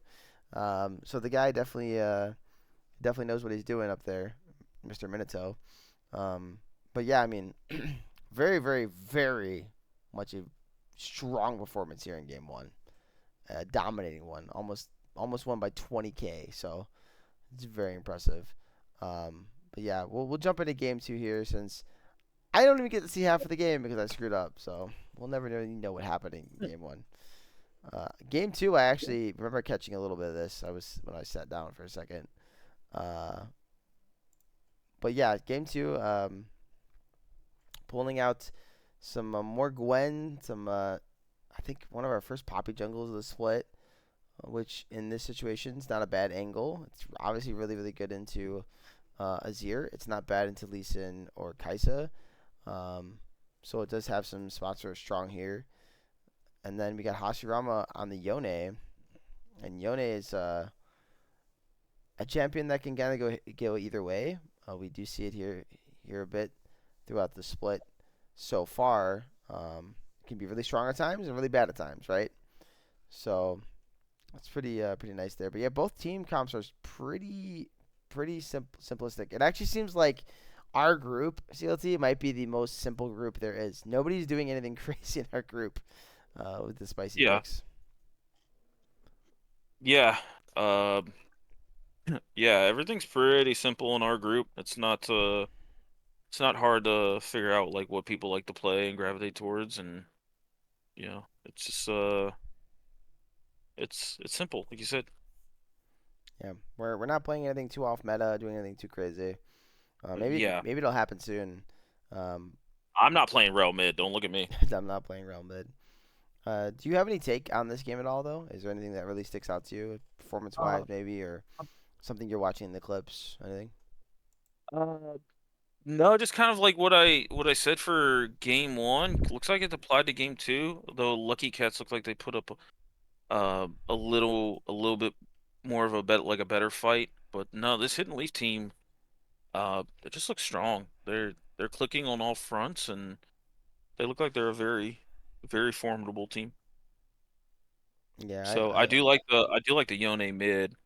Not too many. I think people started to gravitate like away from that. So the fact that he had a good performance on that means you got to think about it. yeah, absolutely.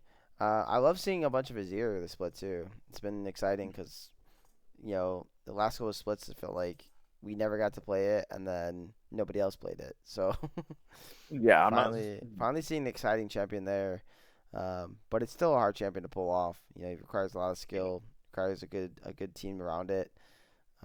You can set up for yourself, but sometimes you need the setup from your team. Yeah. So, also Was is Nito or Neat Obito, is he actually like a part of Hidden Leaf? Because I feel like he might be with that name. good question. If anyone's familiar with the anime or the manga, Obito is a big character in the series. So I'm just kind of curious. That's all. I think it'd be freaking hilarious if that is a reference to Naruto too, though.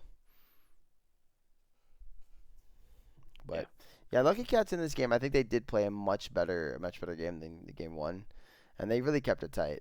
So I feel like in this Group D, all three of these teams sitting at 0 and 2 are on the fringe of like breaking out. But it's gonna take some really good performances to get themselves back into this group. So with that said, I figured why don't we take a look at standings real quick, and then we'll jump into power rankings. Just a quick little pick here at what's going on. So here in Group A, we have Instinct and Femboys sitting both at 2 and 0, kind of leading the charge there. Um, they're in the front runner spots and set up themselves up likely to make playoffs if they keep going on this trend. And then Solus, Endeavor, and Coin Flip both at 1 and 1. They're currently fighting for that third spot. So whoever gets that third spot will be in playoffs. Whoever gets the fourth won't be. So I wonder if that's going to be the case by the end of the split. And then Ninja Turtles and Royal Rogues sitting at 0 and 2, though I think both those teams have showed a lot of promise, especially Ninja Turtles, and have a shot still in this group. They're not out of it quite yet. And then Group B, we've got Vibe Check and Bucket John Betts both sitting at undefeated at the top of the bracket as well. Where UAFS Esports and For Fun at 20 at 1 and 1. And then Cal Poly and Capuchungus Among Us at 0 and 2. And I feel like this group is just as tight as any group. And I feel it's very plausible to say that there's basically 5 out of 6 teams to me are like playoff potential teams. And then Capuchungus Among Us is the one that's kind of sitting there at the bottom. But I mean, they did show a bit of life in this last series, so I don't think they're completely out of it either. So you're gonna be looking at like legit the group of life. Any team can make it out type thing going on. And then Group C, we got Happy Jellyfish sitting at the top all by themselves, while Scorch, um, got Froggy Style, Five Boo Booms, and Vancouver all at 1 and 1, which at this moment right now, this is literally the tightest group. And then Bappa Twisted Gank it at 0 and 2.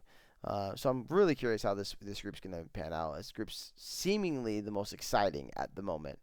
We will see. I'm not trying to hate on any other groups. It just is based on the records. And then the last group, which is Group D, we have 3 teams at 2 and 0 and 3 teams at 0 and 2, which would imply this is the most decisive group right now, with those 3 teams being at 2 and 0, kind of running things right now. I'm pretty excited though. I think it's going to be a very interesting week for this group. I know that I believe Small Brains and Prime are going to play, right? So that's big. Um, and then we'll see if who can get their first win of the split there in Group D, because I believe I want to say TLT plays Lucky Cats, and then Correct. you guys got Hidden Leaf. So it's gonna be Yep, it's gonna yep. be interesting. We could be coming out of this week with this group being totally different depending on how things play out. So, but yeah, very very exciting. So with that said, let's jump into power rankings so you can get ready for your match. Please. Yes. So let's kind of do it relatively quick here. Let's just start off. We have 24 teams, so let's just reveal the first 6. Let's do that. 4, 5, 6. All right, guys.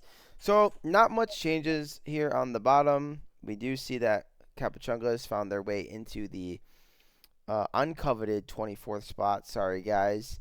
While Baba Twisted has not moved. TLT, after I think a really good performance against Small Brands, found themselves, even though they lost, I think that the game one performance really showed a lot.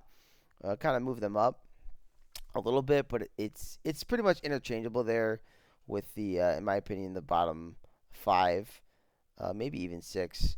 Royal Rogues, though, I think they had like the toughest back-to-back week uh, in the entire league. I gotta check that right now. So They had Femboys and Instincts, so yeah. yeah, I think they had the hardest road there. So it's hard for me to put them any lower than the other teams who I think have had more winnable matchups, especially from Capuchungas, who could have easily beat Forefront at 20. So that's why I'm kind of like wondering about this team and then why I put them at the lowest spot. It was based off their week one performance being like you could have won and then getting pretty much taking well care of week two. Um, and then Hatcheman dropping a spot as well. But again, I think CLT's team has potential. He knows that, and I think he this week we had less disagreements, and I think he agreed with the bottom six here, right? Yeah. Yeah, Yeah, there was I don't think there was really any disagreements yeah. for this week, yeah. I would have loved to talk last week. It'd been a lot more fun, so we could have gone back and forth since we disagreed for Yeah. sure. But yeah, so let's show the next six here. I think this might have some stuff that people might question if you look into it. But that's what I'm here for. So coming in those next six spots, we've got Cal Poly at 18, for fun at 20, at 17, Ninja Turts at 16, Vancouver at 15, Scorch at 14, and Coin Flip at 13. So can you figure out what the questionable thing I did is, or do you remember what it is? Um no, I mean the Scorch was a massive jump, but they had a really, really good bounce back performance. So I was uh I was not only happy to see it just because it's a really good solid group of guys, but that's the Scorch that we've been accustomed to seeing the last couple splits. But no, what was it? Oh well, I will glad to tell one. I have an 0-2 team over a 1-1 team. Ninja Turtles over forfeit at 20. Yeah, I'm probably gonna get some hate about this one, maybe from forfeit themselves. Um, look, the thing is, I think Ninja Turtles actually played really, really, really, really excellent in both series they've lost. Like they don't look like a bad team in any way, shape, or form to me. Where I'm like, this team should be at the bottom of the barrel. And for reference to remind everybody, they played against it was coin flip this week, right? And it went to three. And then they played against Instinct CK, who I don't think they looked bad into at all. So that's kind of my reason. We're forfeit at 20, beat Capuchungus Among Us in a very close series, and I don't think as highly of them at the moment based on what Capuchungus has put out there. I'm trying to give them some benefit of the doubt, but that's why they kind of dropped down to 24 at the moment. And then they, kind of struggled against Vibe Check. So they took the biggest dip, and that's why I've ranked them like that. I think Cal Poly looked excellent in their loss as well to UAFS. I think I've made that clear today in the episode.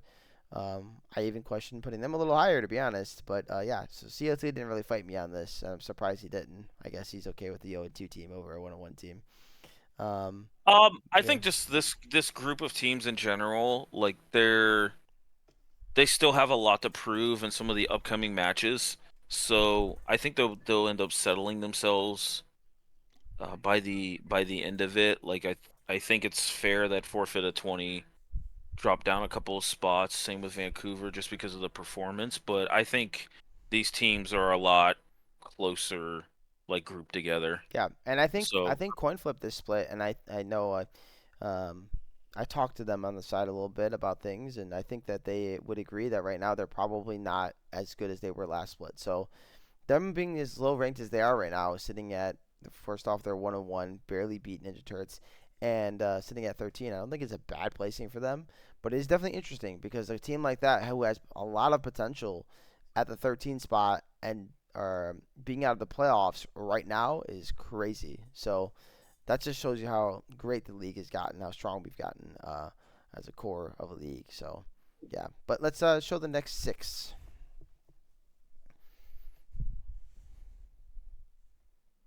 Six. All right, there we So, yes, this is 12 through 7. So, I got UAFS Esports sitting at the number 12. Five Big Booms are sitting at the number, sorry, something in my throat, 11. Soulless Endeavor at 10. Froggy Style, it should be Froggy, by the way. Froggy Style at 9. Hidden Leaf at 8. And Prime at 7. So first off, I want to start with Prime because I think I was the most impressed by them in terms of the fact that they went through a nearly complete roster change, dealt with the stuff they dealt with, and they still came out and performed pretty well in the series against Hajamen. So I think that they're still sitting there just because of that. Even though I think Hidden Leaf looks like I think the stronger team, but they're gonna play each other soon, so we'll have that answer. Um, Froggy style is impressive. They did what they did, playing back-to-back series. They took out five big booms in three, and so I think they earned their right to be up here, uh, where they're at.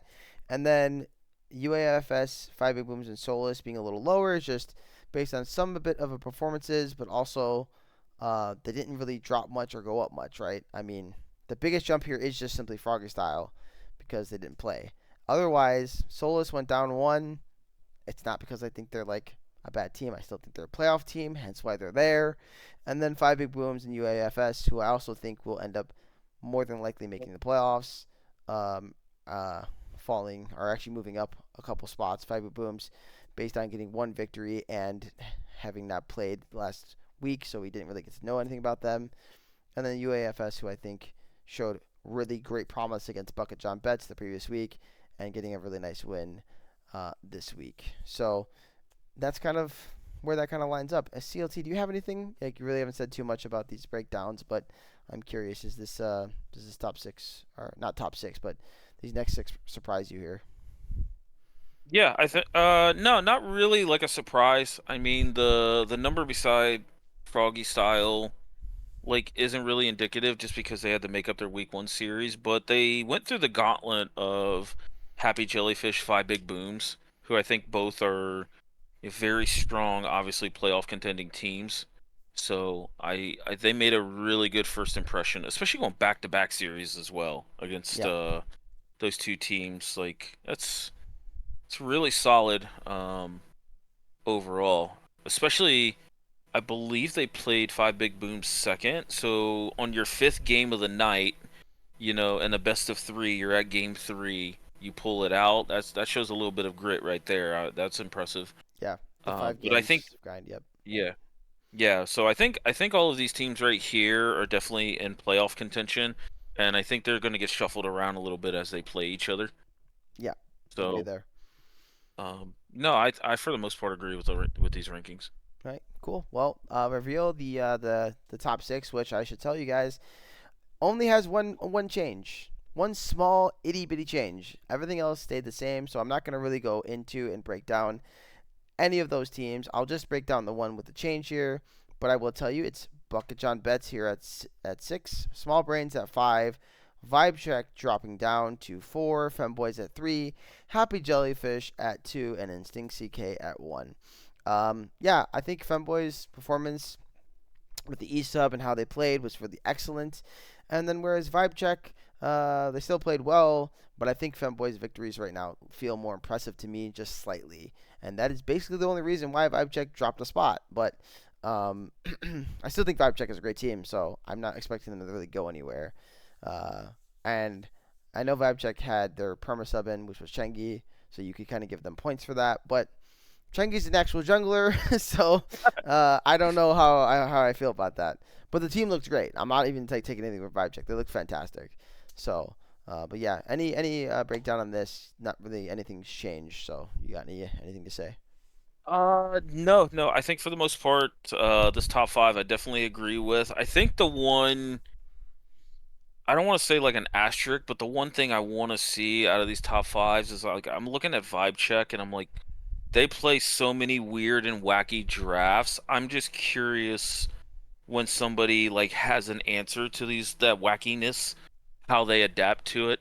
I think they're an extremely talented team. Don't get me wrong. I love Victor Apple, Bori, Chingy, all those guys. They've been absolute pleasure to have in the league, and they've been competitive every split.